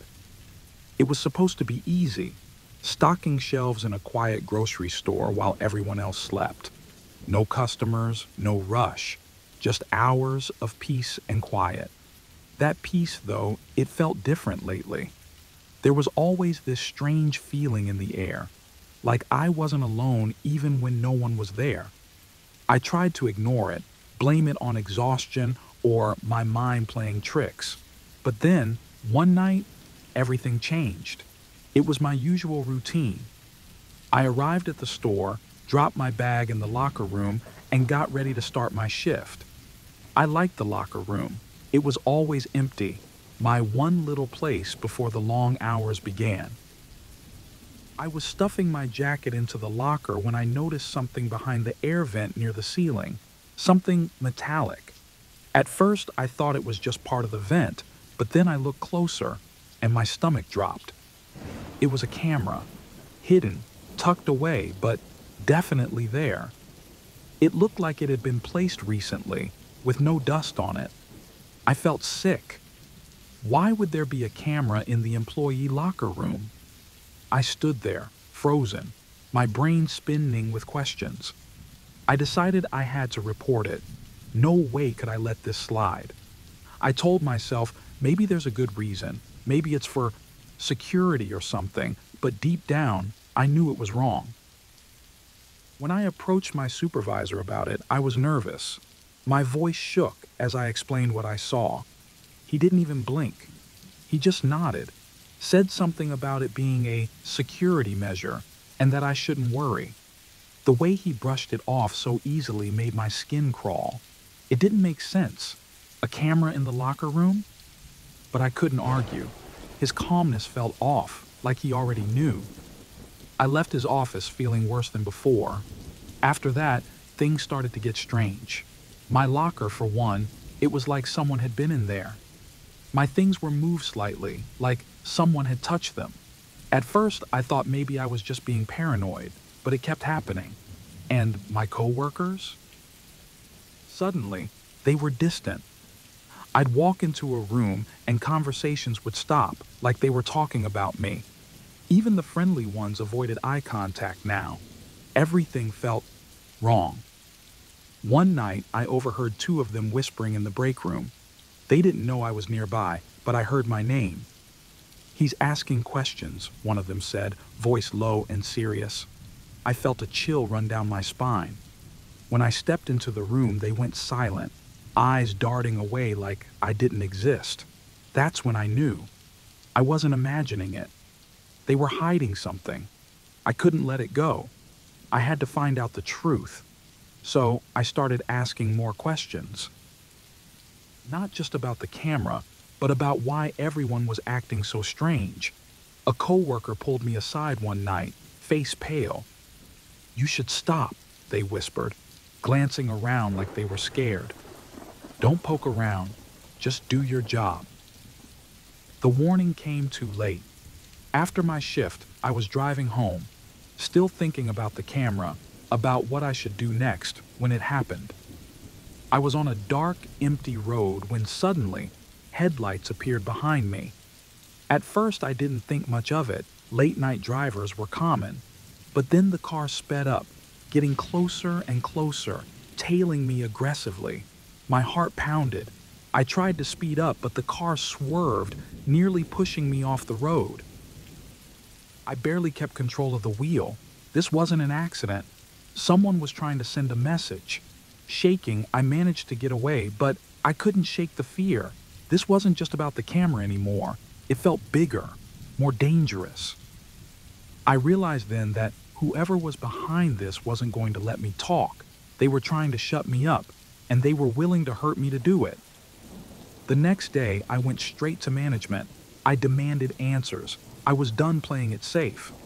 But they stonewalled me, denied everything, said I was being dramatic, that there was no camera, no danger. It was like they had already prepared for this conversation. I left feeling defeated, but I wasn't done yet. Not even close. That night, as I finished my shift, I noticed a car parked outside. I recognized it. It was the same car that tried to run me off the road. My chest tightened. Whoever was behind the wheel wasn't hiding anymore. They wanted me to know they were watching. I didn't go straight home that night. Instead, I drove aimlessly, heart racing, mind running through every possible escape plan. I couldn't stay here. I had to leave town, report everything to the police, get far away from whoever was behind this. The next morning, I started packing. I planned to leave without telling anyone. I couldn't trust anyone from the store. My phone buzzed while I was throwing clothes into a bag. I glanced at the screen and saw a number I didn't recognize. I hesitated but answered. The voice on the other end was familiar. Too familiar. It was my supervisor. His voice was calm, just like it was when I first told him about the camera. He didn't say much, just enough. "You're not going anywhere," he said, his tone cold and final. "We know everything. It's too late." My blood ran cold. I hung up without saying a word, but the weight of his message pressed down on me. They weren't just watching, they had me trapped. I thought I could escape, but they were already 2 steps ahead. Now, I'm sitting here, my bag half packed, staring at my phone, waiting for it to ring again. I don't know what to do. Maybe it's too late. Maybe I was never supposed to find that camera. Maybe I should have just kept my head down, but now it's too late for that. I don't know how deep this goes, but I know one thing for sure. I'm not safe. And I'm not sure I ever will be.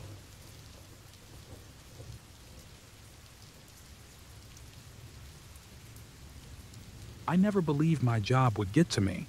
I mean, who would be afraid of a museum at night? The place is old, sure, and the exhibits look eerie under dim lights, but it's quiet, safe, even. I'm a night guard here, working the late shift from 9 p.m. to 6 a.m. Most of the time, it's just me and the artifacts, and all I have to do is walk around, check the security cameras, and lock up. At first, everything was fine.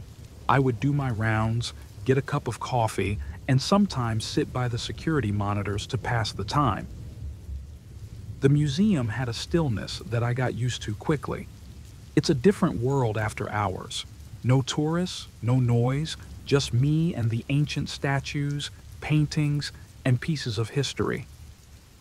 Some people might think it's creepy to be alone in a building full of things that have seen hundreds of years, but for me, it was peaceful. That changed a few weeks ago. I was walking through the Egyptian exhibit when I noticed something strange. A small statue of Anubis was facing the wrong way. I swear it was turned toward the wall, though I clearly remember seeing it earlier, facing the entrance. I shrugged it off. Maybe I didn't pay enough attention before. I turned it back, feeling silly for even caring.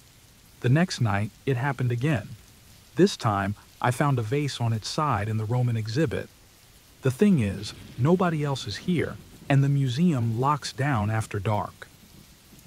So how could anything move? It didn't make sense. Maybe I was getting tired or just missed it during my earlier rounds. I tried to push it out of my mind, but I couldn't help feeling like something wasn't right. I decided to check the security footage. That's when things got weird. There, on the screen, I saw the exhibit I had just walked through. Everything looked normal at first, but then, just at the edge of the frame, I saw movement. It wasn't clear, just a shadow maybe, but it seemed like something or someone was lurking near the statues. My first thought was that the cameras were glitching, or maybe it was an animal that got in. But when I went back to check, there was nothing there. No sign of anyone, nothing out of place. I started feeling paranoid. Each night as I made my rounds, I felt watched, like there were eyes on me from the dark corners of the museum, and the more I watched the footage, the more I saw these shadows. Small movements just at the edges of the cameras, disappearing the moment I tried to focus on them. I started double-checking everything, making sure all the doors were locked, that the windows were closed. But every night, something would be slightly off. A statue moved, a book left open that wasn't before. I couldn't let it go. I started reviewing footage from previous weeks, trying to find any clues. And then, I saw something that made my skin crawl. In one of the videos, I saw a shadow again, moving through the halls, but this time, it didn't fade away. It stayed longer, lingering by the displays. And then it walked. No, not walked. It was more like gliding, but fast. It disappeared around a corner, and when I checked that area in person, of course, nothing. Each night, it got worse. Every time I looked at the cameras, I expected to see that thing. It was always there, just out of sight, always where I wasn't. At one point, I thought it might be someone else, a trespasser hiding in the museum after hours. I reported it, but when the manager checked everything, he said it was fine. He told me I was probably just tired, but I knew something was off. Then, one night, I heard it. Footsteps, faint but clear, coming from the gallery. My heart started racing, but I forced myself to move toward the sound. I walked quickly, my flashlight bouncing off the walls as I tried to find the source. I turned a corner and thought I saw someone slip into the shadows. My pulse quickened. I ran after it, yelling at whoever it was to stop. But when I got there, nothing. The room was empty, as always. My breath came out in gasps, and I felt a chill run down my spine. The cameras showed me running after nothing. The footage made me look like a fool. I stopped sleeping. Every night was the same. The strange movements, the creeping sense of someone following me. I had to know what was going on. So, I went back even further into the old footage, looking for any signs. And that's when I found it. In one of the recordings, weeks before I started noticing the movements, I saw myself. Not in the way I should have been. I was in places I didn't remember being, walking down halls where I had never patrolled at those times. It was me, without a doubt, but I wasn't doing what I remembered. I was moving strangely, almost like I was stalking something or someone. I kept appearing on different cameras, even in spots I had already passed minutes earlier. It made no sense. I don't know what to think anymore. Am I losing it? Was I always there, watching myself? Or is something else here, pretending to be me? I don't feel alone in the museum anymore, but I can't tell if I should be scared of whatever's hiding in the shadows or if I should be scared of myself. I'm not sure if I can trust what I've seen or even my own memories. Every night feels like a nightmare I can't wake up from, and I don't know how much longer I can take it.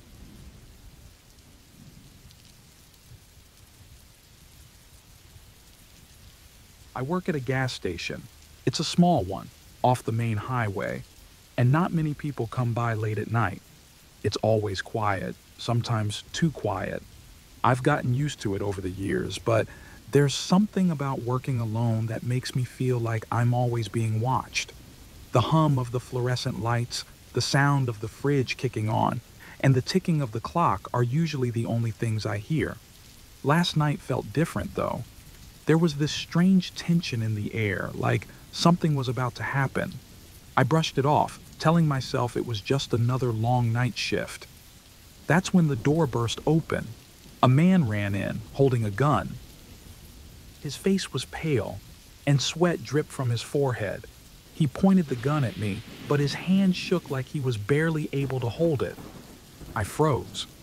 My brain was screaming at me to do something, but I couldn't move. His voice was sharp and frantic, asking for cash, but his eyes weren't even on me. He kept glancing toward the door like he was waiting for someone else to come in. I raised my hand slowly and tried to keep my voice calm. "Okay, man, I'll give you the money. Just relax." I walked to the register, my heart pounding in my chest. I've never been in a situation like this before, and I didn't want to push him. He waved the gun, urging me to hurry up. But his breathing was heavy, and he looked terrified, like someone had been chasing him. I emptied the register into a plastic bag and handed it to him, hoping this would be over soon, but he didn't leave. Instead, he looked at me, his eyes wide, and whispered, "You don't understand. I'm not doing this for the money." He kept glancing at the door. "I'm hiding. There's someone out there, someone worse than me." I tried to process what he said, but it didn't make sense. Why was he robbing me if he wasn't after the money? Before I could ask, he stepped closer, his voice shaking. "Please, you have to let me hide here. He's coming. I can't. He'll find me. You have to help me." My stomach turned. Who was he talking about? Whoever it was, it scared him more than getting caught with a gun in a gas station. I didn't know what to do. The guy was desperate. He looked like he'd been running for his life. I nodded slowly, trying to keep him calm. Okay. Just go in the back. I'll say no one's here." He looked relieved for a moment. Then he suddenly froze. Headlights swept across the windows as a car pulled into the lot. I saw his eyes widen with fear. "Turn off the lights," he hissed, his voice barely above a whisper. "Lock the door, please. Don't let him know I'm here." I did as he asked, my hands shaking as I switched off the lights and locked the door. The gas station was bathed in shadows, the only light coming from the distant streetlights outside. I could barely make out the figure stepping out of the car. It was a tall man, dressed in dark clothes. He moved slowly, confidently, like he wasn't in any rush. The kind of guy who didn't need to run because he knew he'd catch you eventually. My gut twisted as he walked toward the door. The way he moved, it wasn't right. There was something cold, controlled about him. I heard the robber shuffle to the back of the store, hiding in the storage room. The door jingled as the tall man pushed it open and stepped inside. Even with the lights off, he could see me standing behind the counting. "Psee." He stared at me for a long moment before speaking, his voice calm and measured. "Is anyone else here?" I could feel my mouth go dry. I knew lying wasn't an option, but telling the truth felt even worse. My instinct screamed at me that this man was dangerous, but I couldn't figure out how. He hadn't done anything yet, but the tension was thick. I shook my head, hoping he couldn't see the fear in my eyes. "No, it's just me." He didn't move for a moment and just kept staring. Then slowly, he walked around the store, his eyes scanning the shelves like he was searching for something. Or someone. "Strange," he muttered, almost to himself. "I thought I saw someone else come in." I held my breath, my heart pounding so loud I thought he might hear it. He stopped near the storage room door, his hand resting on the handle for a second before he turned back to me. "If you see anyone, let me know," he said, his voice still calm, but the words felt like a threat. Then he turned and walked out of the store, his footsteps echoing in the stillness. The headlights disappeared as his car drove off into the night. For a moment, I just stood there, not knowing what to do. Then I heard it, a noise from the back room. The robber was still there, hiding, waiting for me to say it was safe. I walked to the storage room, my hand shaking as I unlocked the door. He stepped out, his face pale, his eyes still full of fear. He looked like he was about to say something, but then he stopped. We both stood there, in the dark, the silence pressing down on us. "I need to go," he whispered, his voice broken, as if whatever had been chasing him had won. He begged me to let him out the back, but I hesitated. Something about the way he looked at me now, something had changed. I unlocked the back door, watching as he ran into the night. But as I stood there, alone again, I couldn't shake the feeling that this wasn't over. The way that tall man had looked at me, like he knew something I didn't. And now, every night I work, I can't stop thinking about them. About what really happened that night and whether the real danger had ever left the gas station.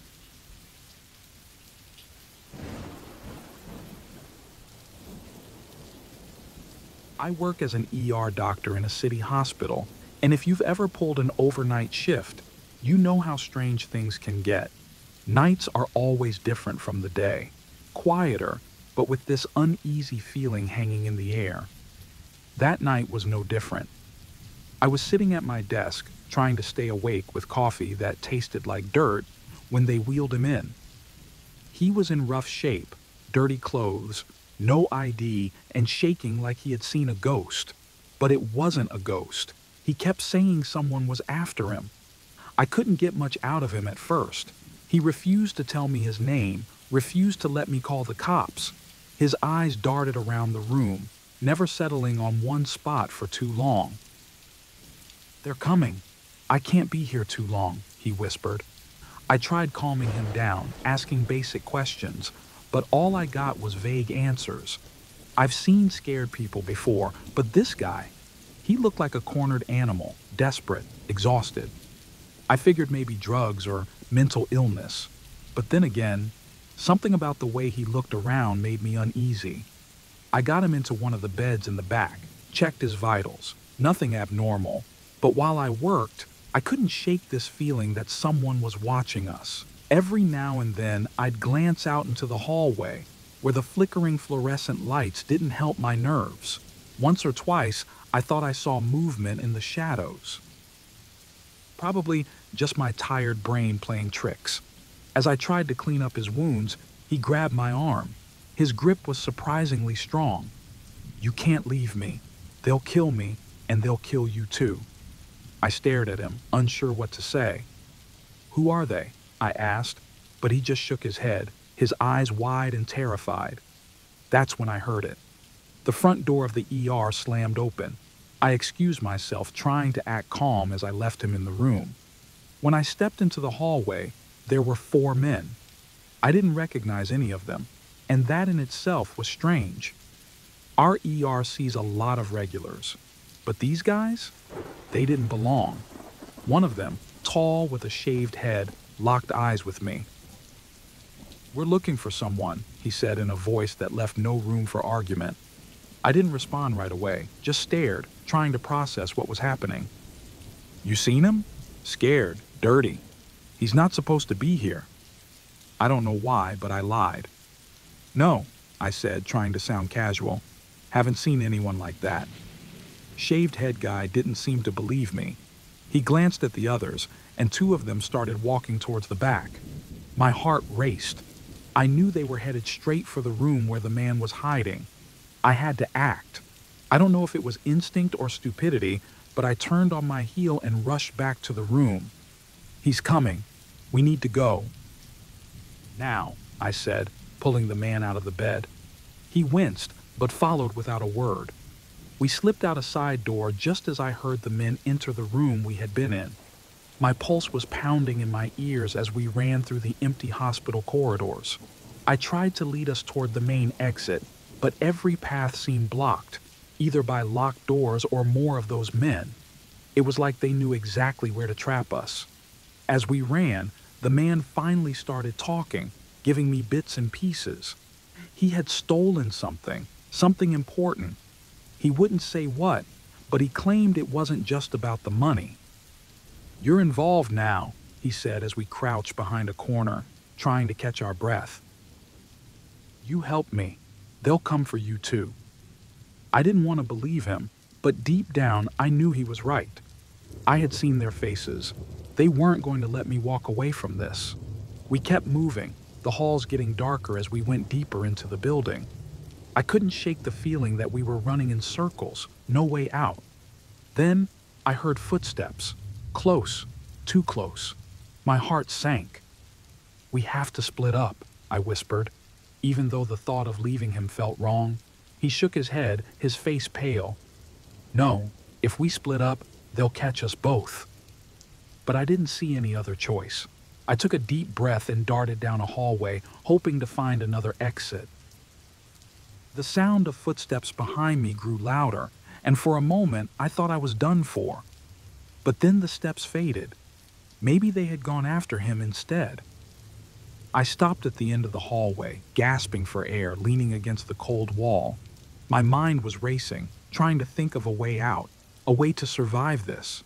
But then, in the silence, I realized something. What if he was lying? What if none of this was real? What if I had just gotten caught up in some paranoid fantasy of his? But before I could make sense of anything, the door at the end of the hallway creaked open. A shadowy figure stepped through, moving slowly, deliberately.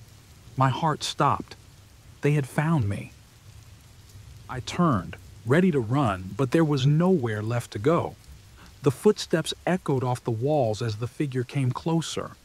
I pressed myself against the wall, praying they wouldn't see me. But I knew, deep down, it was over. As the figure stepped into the light, I realized with a sinking dread, it wasn't one of the men. It was someone I recognized. Someone from inside the hospital. And just like that, I understood. I was never supposed to leave that night shift alive.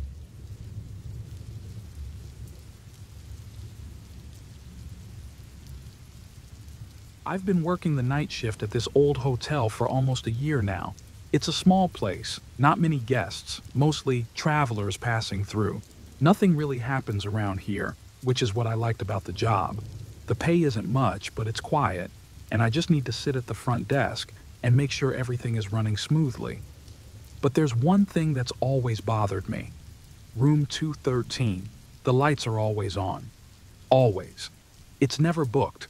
Not once in all the time I've worked here, but the lights stay on every night. At first, I thought it was just a glitch, maybe a problem with the electricity. The hotel is old and things break all the time. But even when I mentioned it to the manager, he just shrugged and said not to worry about it. It didn't feel right though. Something about it was off. The way the manager avoided eye contact when he talked about it made me feel uneasy. But I didn't push it. I needed this job, and I didn't want to cause any problems. One night, after hours of staring at the computer screen and getting bored out of my mind, I couldn't stop thinking about that room.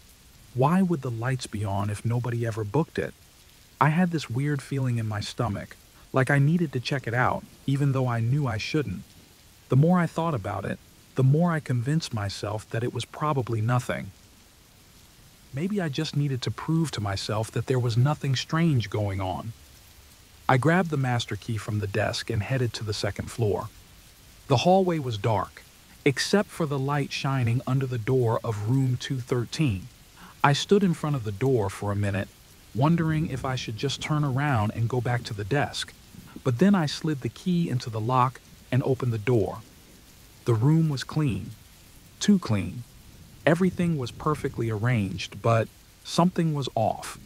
The bed was made, but there was a slight indentation, like someone had sat on it recently. On the table, there was half-eaten food, still fresh, and a phone charger plugged into the wall, but no phone. A strange smell hung in the air, something faint but sharp, like metal and something rotten. I stood frozen for a second. Nobody was supposed to be here. Nobody ever booked this room. My heart started racing as I slowly backed out of the room and shut the door. I felt sick. I didn't know what to do. I thought about going back to the desk, forgetting this ever happened, but I couldn't shake the feeling that something was really wrong. Over the next few days, things started getting weirder. I noticed some of the guests acting strange. There was this one guy who checked in and kept pacing the lobby, looking over his shoulder like he was waiting for someone to catch him. Another guest, a woman, asked me if I had seen anyone come into her room while she was out. I hadn't, but she seemed nervous, like she didn't believe me. At night, when everything was quiet, I started hearing noises from room 213. Muffled voices, footsteps. But when I checked the system, it was still marked as unoccupied. I was starting to lose sleep, my nerves were shot, and I couldn't stop thinking about what I had seen in that room. I confronted the manager again, told him something wasn't right. His response was cold. He just said to do my job and leave room 213 alone. His words felt like a threat. That's when I knew something was seriously wrong.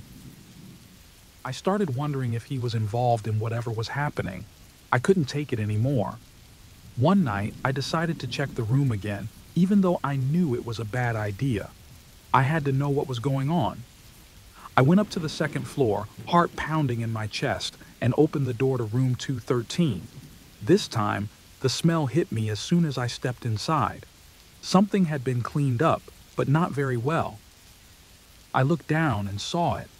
Dark stains on the carpet near the bed, like someone had tried to scrub out blood. Panic set in.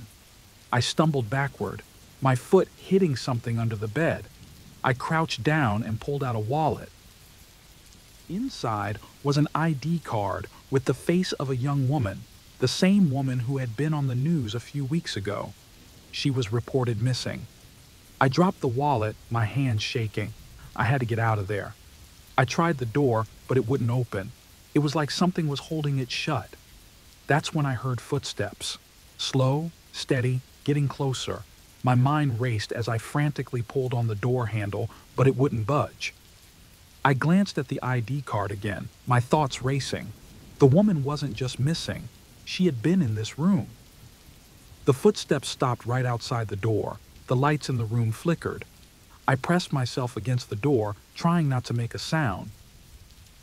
I couldn't breathe, couldn't think. They knew I was in here. Whoever they were, they knew. Suddenly, the door clicked open. I didn't think. I just ran. Down the hallway, past the front desk, out of the sight of the security cameras. But as I turned the corner, I saw something that made my blood run cold. The hotel manager, standing with two men I had never seen before. He was whispering something to them, but when he saw me, he stopped. His eyes met mine and he gave me this look, a cold smirk that told me everything I needed to know. He knew I had been in the room. He knew I had seen too much. And now I knew I wasn't safe.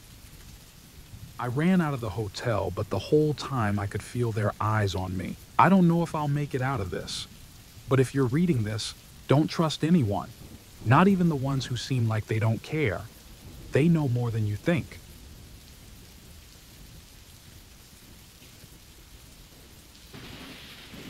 I work as a janitor at this massive mall, and honestly, I always preferred the night shifts. It's quiet and no one bothers you, but there's something about cleaning empty stores, pushing a mop down dark, silent hallways that makes the hairs on your arms stand up. Sometimes it feels like the shadows are a little too deep, like someone could be hiding there, watching you. I know it sounds silly, but the place just feels off. Last night, though, something happened that I can't shake. I'm not sure if I imagined it all or if I'm losing my mind, but it felt real. Too real. I was working near the East Wing, the part of the mall that's been mostly empty for months. Most of the stores there shut down a while ago. It's usually dead quiet, but while I was mopping, I heard something. A soft, distant sound. At first, I thought it was just the air vents kicking on, but then it got louder. It was a child's voice, crying. "Help me!" I froze. My first thought was that I was hearing things. A kid? At this time of night? There's no way. I tried to convince myself it was nothing, but the crying continued, echoing faintly through the mall. The sound was so desperate, like the kid was really scared. I had two choices: ignore it or check it out. I should have walked away, but I didn't. I couldn't. The cries seemed to be coming from the far end of the wing, where there's an old maintenance hallway. I've been working here for years, but I've never had a reason to go back there. As I walked closer, the air felt colder, like it was pulling me toward it. The sound got louder, but it also changed. It was still a child's cry, but something about it felt wrong, almost like it was playing on a loop, repeating. My heart started racing, but I kept going.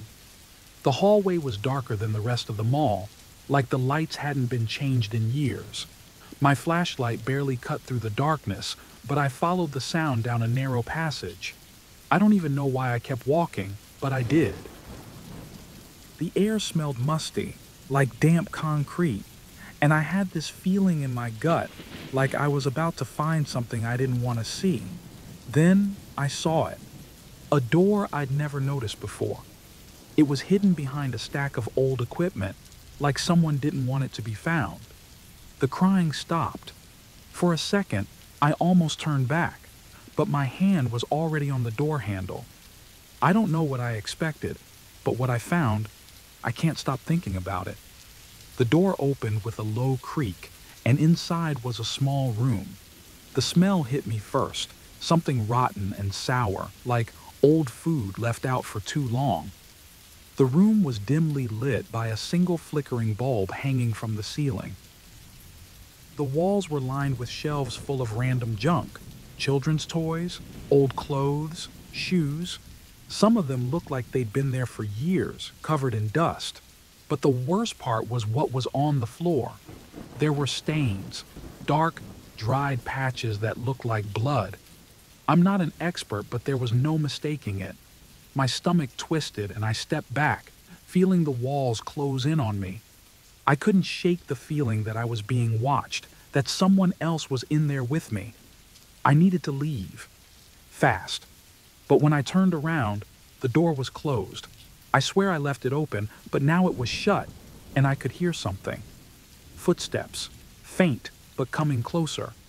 My heart pounded in my ears. I grabbed the door handle and yanked, but it wouldn't budge. Someone had locked me in. Panic surged through me. I tried to radio for help, but all I got was static. The footsteps stopped just outside the door. I pressed my ear to the wood, listening, and that's when I heard it again. The crying. But this time, it wasn't coming from down the hall. It was right behind me. I turned slowly, shining my flashlight around the room. Empty. But the sound, it was so close, like it was coming from the walls themselves. I don't even know how to explain it. I felt like I was losing my mind. I pounded on the door, shouting, but no one answered. The crying grew louder, more frantic. I grabbed a metal pipe from one of the shelves and started hitting the door as hard as I could. After what felt like forever, The wood finally splintered, and I managed to pry it open just enough to squeeze through. I stumbled into the hallway, gasping for breath. The crying had stopped again, but I didn't care. I ran. I didn't look back. The mall was dead silent, just as it had been before. But now, everything felt wrong, like I was being followed. Every shadow seemed to move, every sound echoed louder than it should. As I reached the main part of the mall, I heard it again. That same cry. Help me. This time, though, it was closer, much closer. It came from right behind me. I stopped, my blood running cold, but I didn't turn around. I couldn't. I bolted for the exit, my heart in my throat, not daring to look back. I don't know what was in that room or who locked me in, but I haven't gone back to work since. I keep thinking I hear that cry at night, even when I'm home. Maybe it's all in my head. Or maybe someone or something doesn't want me to forget.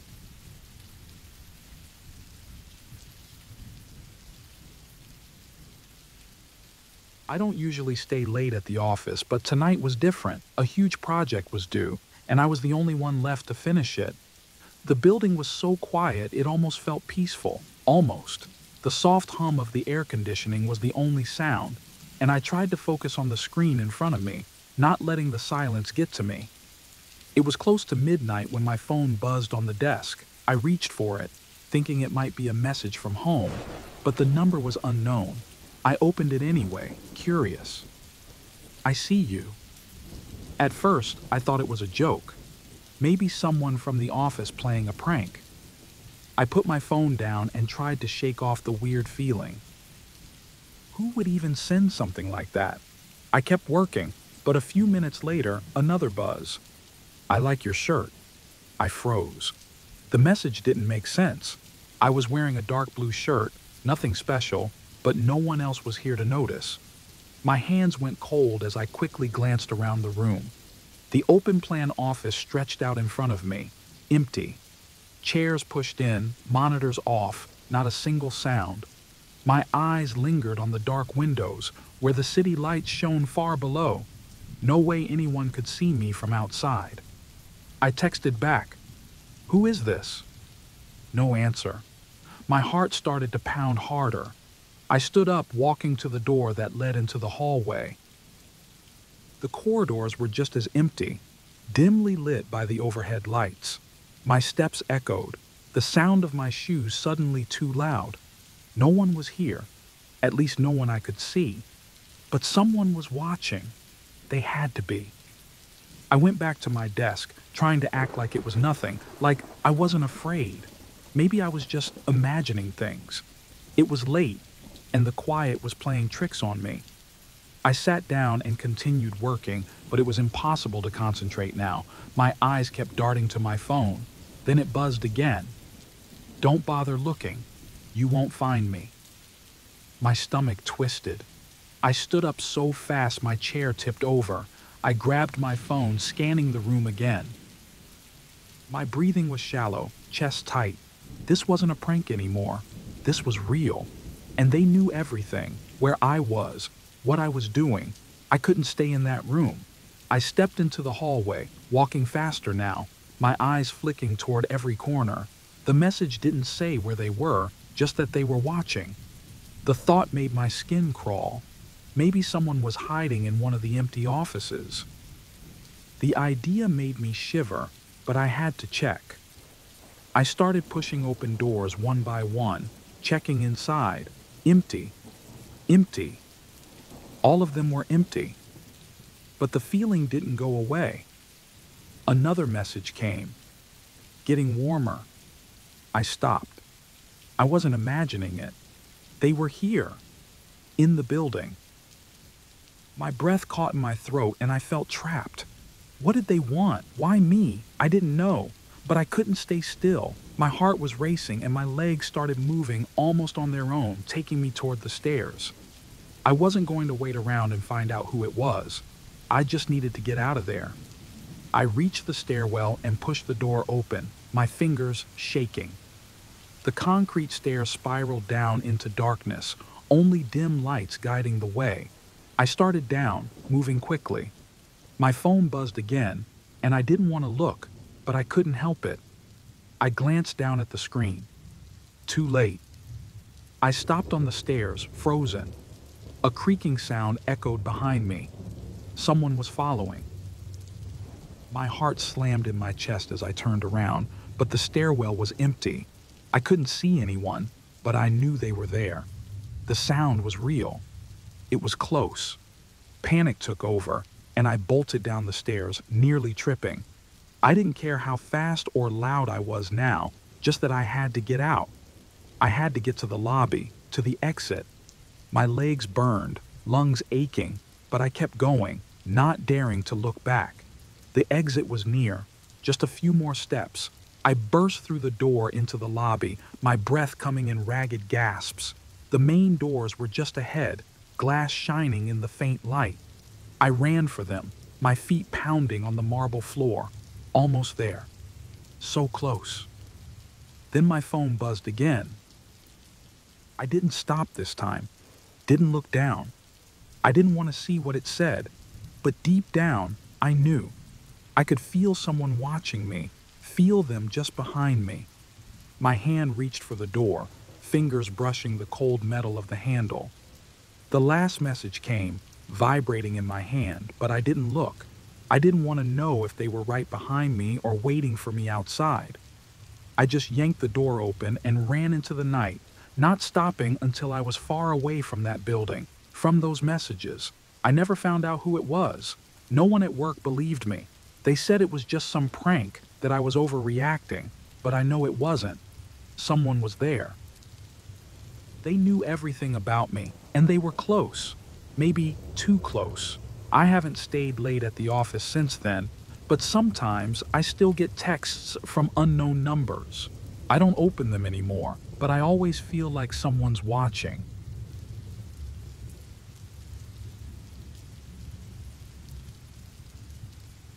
I've been working the night shift at the pharmacy for about 2 years now. Most nights are pretty quiet. You get the usual people. A few stragglers from bars looking for headache medicine, someone with a cold, or an insomniac trying to find something stronger than herbal tea. The routines become predictable, almost boring. But there was one night that I'll never forget. It's been months, and I still can't shake the feeling that something bad is going to happen. It started like any other night. The bright fluorescent lights buzzed overhead, casting that cold, lifeless glow all over the store. The clock showed 2:30 a.m., and the street outside was completely empty except for the occasional passing car. I remember feeling that heavy weight in my eyes from staying up so late, the kind that makes you start to daydream standing up. That's when he came in. At first, I didn't think much of it. He was just a man, mid-30s maybe, wearing a jacket that looked too big for him. His hands were stuffed deep into his pockets, and he didn't make eye contact as he walked straight to the counter. His steps were slow, almost hesitant. Something about the way he moved felt off, but I brushed it aside. Maybe he was just nervous or sick. "Hi, can I help you?" I asked, forcing myself to sound friendly, though my stomach already felt uneasy. He pulled out a folded piece of paper from his pocket and handed it to me without saying a word.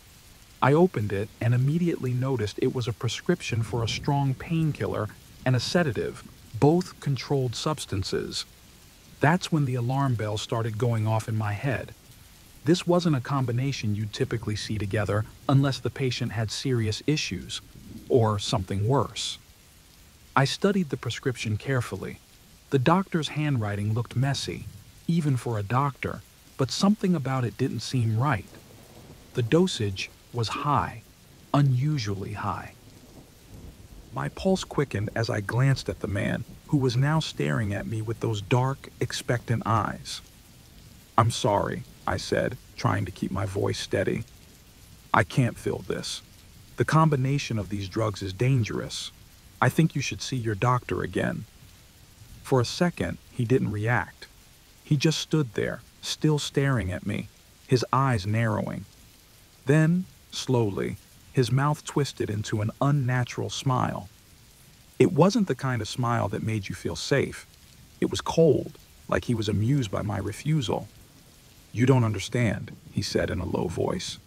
"I need these." His tone was calm, but it sent a shiver down my spine. I tried to stay professional, but something about this felt much more serious than a simple fake prescription. There was a darkness in his eyes that I couldn't place.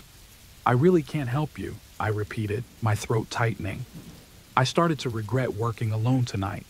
Normally, there was someone else in the back, stocking shelves or doing paperwork, but it was just me tonight, alone. His expression changed suddenly. The fake smile disappeared and something darker replaced it. He leaned in closer, his face now inches from mine across the counter. "If you don't give me what I want," he whispered, "something very bad is going to happen. Not just to me, but to a lot of people." My body froze. I had no idea what he meant, but it didn't sound like an empty threat. My hands started trembling under the counter as I tried to figure out what to do. Was this guy just desperate for drugs, or was there something else going on? "Look, you don't want to do this," I said, but I could hear the fear in my own voice. "You can't get these here." The man leaned back, letting out a small, humorless laugh. He looked around the empty pharmacy, his fingers tapping on the counter rhythmically. "This isn't about the drugs anymore," he said, his voice low, almost casual. "I have plans, big plans. And trust me, if I don't get what I need tonight, people will die." My heart pounded in my chest, the cold sweat on the back of my neck telling me this guy wasn't bluffing. The way he talked, it was like he had something in place, something I couldn't stop even if I wanted to. What do you mean?" I asked, but I wasn't sure I wanted to know the answer. He smirked. "Let's just say, by morning, you're going to hear about it. The news will have a field day. But you could stop it right now." I didn't know what to do. My mind was racing, trying to decide if he was serious or just messing with me. Maybe he was just a crazy junkie looking for attention. But the way he looked at me, there was something real behind his eyes, something I didn't want to understand. I shifted slightly, feeling the button for the silent alarm under the counter. My fingers hovered over it, but I couldn't press it. Not yet. I needed him to go away first, to leave before things got worse. I'll call the doctor," I said, hoping to buy some time. "We can talk about this, but I can't just hand over these drugs." He stared at me for what felt like forever, his eyes scanning my face. Then, without another word, he stepped back from the counter. He didn't say goodbye. He didn't threaten me again. He just turned and walked out of the pharmacy like nothing had happened. My hand finally pressed the silent alarm as soon as he was gone, but it was too late. By the time the police arrived, all I could give them was a vague description and the prescription he had left behind. They took it, but I could tell they didn't think much of it. Now, every time I turn on the news, I wait. I wait for the story that proves he wasn't lying. And every night I work alone, I watch the door, wondering if he'll come back, this time with plans he doesn't need to explain.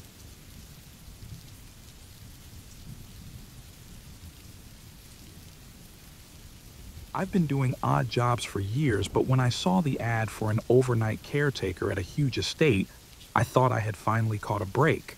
The money was good, the work seemed easy, and the house, well, the house was something out of a dream. It sat far away from the city, deep in the woods, with no neighbors in sight. I liked that. A quiet place where I could work alone. My first night on the job, everything was normal. The house was huge, almost too big, with so many rooms I got lost twice just walking around. Every door I opened led to another grand bedroom, guest room, or bathroom. There was a weird stillness to the place, like it was frozen in time. It felt too perfect. I should have known then that something wasn't right. The owner, Mr. Daniels, was a businessman. He didn't stay in the house much, always traveling. He gave me a quick tour earlier that day and then left, saying, "Just keep an eye on things. You'll be fine." His smile felt strange, but I brushed it off. I started my rounds, walking through the long hallways and checking the doors and windows like he asked. In one of the guest rooms, I noticed something odd, a tiny black dot in the corner near the ceiling. At first, I thought it was a bug, but when I got closer, I saw it was a camera. A small one, barely noticeable. I felt a chill run down my spine. Why was there a camera in a guest room? I couldn't stop thinking about it, so I started looking around more carefully. In the next room, I found another camera, this time hidden inside a smoke detector. My stomach tightened. These weren't security cameras. They were in places where people wouldn't expect to be watched. Bedrooms, bathrooms, private places. Panic hit me hard. I rushed from room to room, checking everything, and sure enough, cameras were everywhere. I was being watched too. The realization made me feel sick. Who knows how long these cameras had been there, and why? I tried to calm myself, thinking maybe it was some kind of security system, but deep down, I knew something was wrong. I didn't sleep that night. Every creak of the house, every sound of the wind outside, it all felt too close, too sharp. I kept telling myself I'd talk to Mr. Daniels in the morning. Surely there had to be an explanation, right? Maybe I was overthinking it. But part of me didn't believe that. When morning came, I called Mr. Daniels, but he didn't answer. I waited until he finally showed up later that day, acting like everything was fine. My heart was racing when I told him about the cameras. He didn't seem surprised. At first, he just shrugged it off, saying they were for security. But when I pressed him, his face changed. He stopped smiling, his eyes narrowing in a way that made my skin crawl. He said, "You shouldn't have looked so closely." That's when I knew I was in trouble. I didn't know how deep, but I knew I was in way over my head. I tried to play it cool, told him I wouldn't say anything, but I could see the doubt in his eyes. "You're not leaving until this is sorted," he said calmly, almost like he was giving me an order. My mind was screaming at me to get out of there, but I didn't know how. The estate was far from town, and Mr. Daniels wasn't the kind of person you could just walk away from. For the rest of the day, I felt like I was being hunted. He didn't leave the house, staying close, watching me.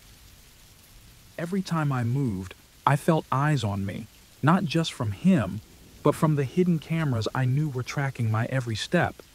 I tried to act normal, but inside I was panicking, trying to figure out how to get out of there without making him suspicious. Later that night, when I was sure he had gone to bed, I made my move. I snuck into his office, hoping to find something that could help me understand what was going on. His computer was unlocked, and what I found made my blood run cold. There were years' worth of video files, all recorded from the hidden cameras. People, guests, who had stayed in the house, being watched in their most private moments, and Mr. Daniels had them all stored here. I felt like throwing up. This wasn't just some security setup. This was something much darker. I had to leave now. I packed a small bag, grabbed my keys, and headed for the front door, but as I turned the knob, I heard his voice behind me.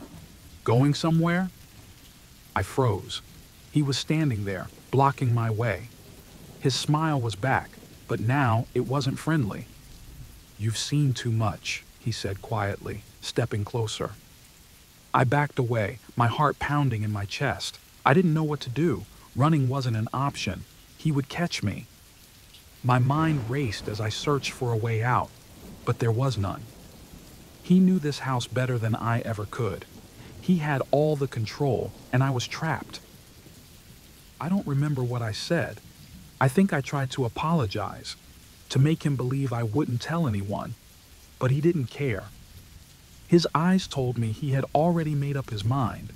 The last thing I remember was his hand reaching for me, and then, nothing. If you're reading this, I'm probably gone. I don't know if anyone will ever find me or what he'll do next. But if you ever see a job listing for an overnight caretaker at an estate far away from everything, don't take it.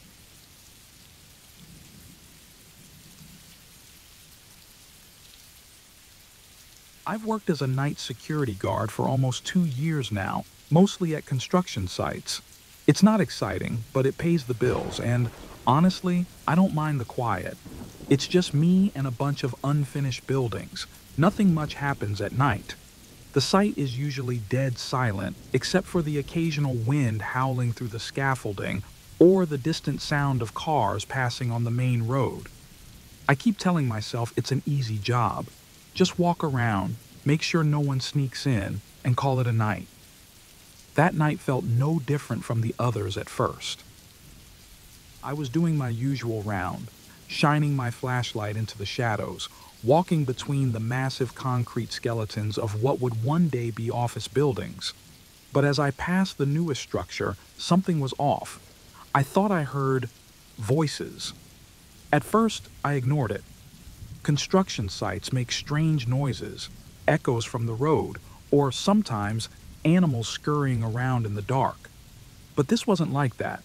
The sound was faint, but it was there, people talking, and it was coming from inside the building that, as far as I knew, was supposed to be completely empty. I hesitated for a moment. Maybe it was just my mind playing tricks on me. After all, I'd been up for hours already, and exhaustion can make you hear things. But as I got closer, the voices grew louder. I couldn't make out what they were saying, but they were real, too real to ignore. I should have just called the police right away. I should have walked back to my little guard station and reported it like I was trained to, but instead, I thought I could handle it. Maybe it was just some kids messing around, or maybe homeless people looking for shelter. I figured I'd shine my light in their faces, scare them off, and that would be that. So, I went in. The moment I stepped inside, I regretted it. The air felt thick, heavy, like the building itself was holding its breath. The only light was from my flashlight, casting long, shaky shadows on the half-finished walls.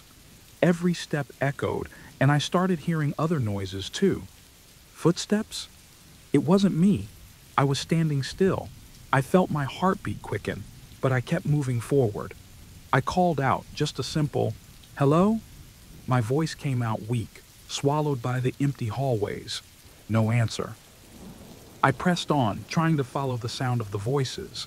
They were getting clearer, but still muffled, like they were behind a wall or in another room. My hands were shaking now, and I gripped my flashlight tighter. The shadows danced around me, and I kept hearing footsteps, but every time I turned around, there was nothing. No one. Then I saw them. It happened so fast. I turned a corner, and there they were, a group of men, maybe 5 or 6, crouched around something on the floor. They weren't construction workers, that much was clear. They looked rough, like they didn't belong here, dirty clothes, faces tense.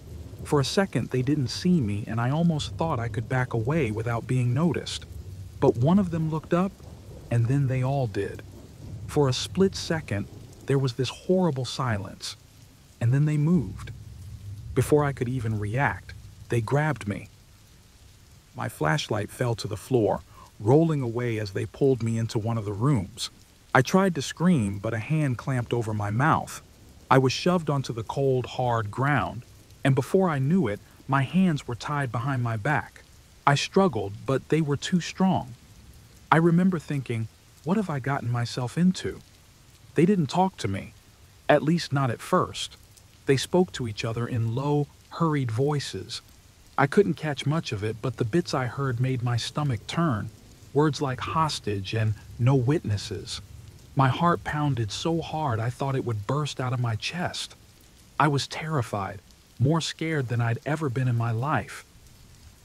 I realized they weren't just some random people hanging out in an empty building. These were criminals, dangerous ones, and I had walked right into their hideout. The hours dragged on. They kept me tied up, sitting in the corner of that freezing, unfinished room. My mind raced with questions. Why were they here?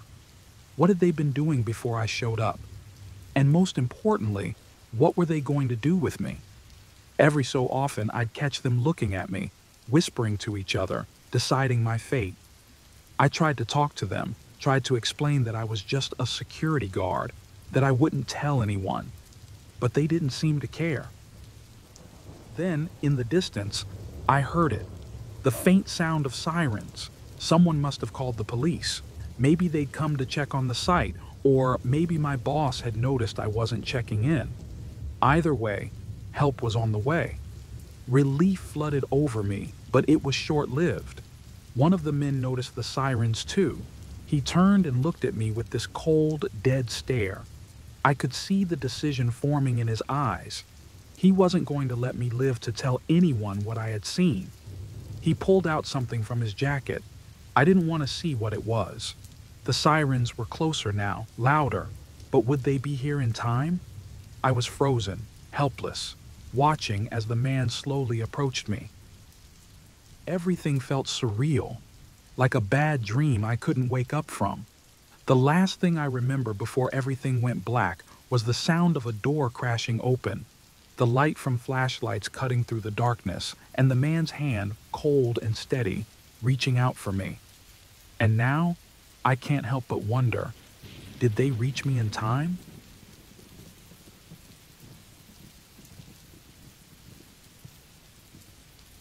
I've worked the night shift at a call center for about 2 years now. It's a boring job most nights, which is fine by me. I like the quiet. I get to sit in a dimly lit room with only the glow of my computer screen for company. It feels like the world is asleep, and I'm just floating in a peaceful bubble. Nothing ever really happens here, until last month. It started as a normal night. I was halfway through my shift when the phone rang. The caller ID showed unknown, which wasn't strange. People block their numbers all the time. I answered like usual, expecting it to be a customer with a basic question. But the voice on the other end was not asking about our services. "Do you know what happens on Oak Street at midnight?" The voice was calm, maybe too calm. I was confused, thinking this was some sort of prank. The call was so clear, like the person was standing right next to me. "No," I said, feeling a bit thrown off. "Is this some kind of joke?" The caller didn't answer my question. Instead, they said, "There's going to be blood. You should stay away." Then they hung up. I sat there, staring at the screen for a second. I figured it was some weirdo trying to mess with me. I mean, night shift workers get all kinds of strange calls. I told myself not to think too much about it. Just someone being creepy for the fun of it. But the calls didn't stop. The next night, around the same time, I got another one. The same calm voice. This time, the details were worse. "You'll find her in the alley. You'll smell the blood before you see it." My hand was shaking as I hung up. I started to feel nervous. It couldn't be real, right? Who would call a random call center and talk about something like that? But the way they said it, it sounded so certain, like it had already happened. I tried to shrug it off, but I couldn't shake the feeling that something was wrong. By the third call, my anxiety was through the roof. It was the same voice. This time, they described everything. "She's wearing a red coat. She was walking home." She didn't see him coming. I started to ask, "Who are you? What are you talking about?" The caller just kept going, calm and steady. "He'll strike at 12:05. She won't have time to scream." Then the line went dead. I couldn't sleep after that. I kept thinking about those words, running them through my head over and over. Was this person just making things up, or were they trying to tell me something? The next day, I searched online for anything about Oak Street. Nothing. No reports of anything unusual. It made me feel a bit better, but I couldn't shake the tension in my chest. But then, the news started coming out. A woman had gone missing the night before. The last place she was seen? Oak Street. She was wearing a red coat. My stomach dropped. I tried to convince myself it was a coincidence. I mean, Red is a common color, right? And Oak Street wasn't exactly far from where I worked. Maybe the caller knew something but didn't want to go to the police. People are strange like that. But when the calls kept coming, the details got worse. I couldn't ignore it anymore. The caller described every moment of the woman's last hours, from where she was walking to the exact moment she was attacked. They knew everything, stuff that wasn't even in the news yet. It was driving me crazy. I didn't know what to do. Should I call the police? Would they even believe me? I was just some guy working the night shift. They'd probably think I was making it up. Then, last night, I got the worst call yet. It was the same voice, but something felt different. This time, they didn't start with a location. They started with my name. "You're running out of time," they said. "You need to be ready. He's closer than you think." I froze. How did they know my name? My heart was pounding in my chest. "Who are you?" I asked, my voice shaky. But they didn't answer. Instead, they said, "You'll be there when it happens. You can't stop it." I hung up, but my hands wouldn't stop shaking. I was terrified. I felt like I was being watched, like something terrible was about to happen, and I couldn't do anything to stop it. Now, it's almost midnight. I've been staring at the clock for the past hour, waiting, dreading the next call. I keep telling myself it's just some sick joke, that none of this is real. But I can't ignore the knot in my stomach. The details the caller gave me, they were too specific, too real. And then the phone rings. I answer it, my voice barely a whisper. "Hello?" The voice on the other end is colder than ever. It's too late. He's already there. I hear a noise behind me, a slow creak, like someone opening the door. My blood runs cold. I don't want to turn around, but I have to. My heart is pounding in my chest so loud I can barely hear anything else. I stand up slowly, my body shaking. There's no one there, but the door is slightly open. Did I leave it like that? I can't remember. My mind is racing. The phone is still in my hand when I hear the voice again, whispering now. "You're next." I drop the phone. I can't breathe. I don't know what's real anymore. The police are coming, right? They have to. But what if they don't believe me? What if they think I'm part of this? I sit back down, staring at the clock again. Midnight has passed, but the dread hasn't left. I don't know what's coming next, but I know I won't be able to stop it. The line is still open. The silence on the other end, heavier than anything I've ever felt.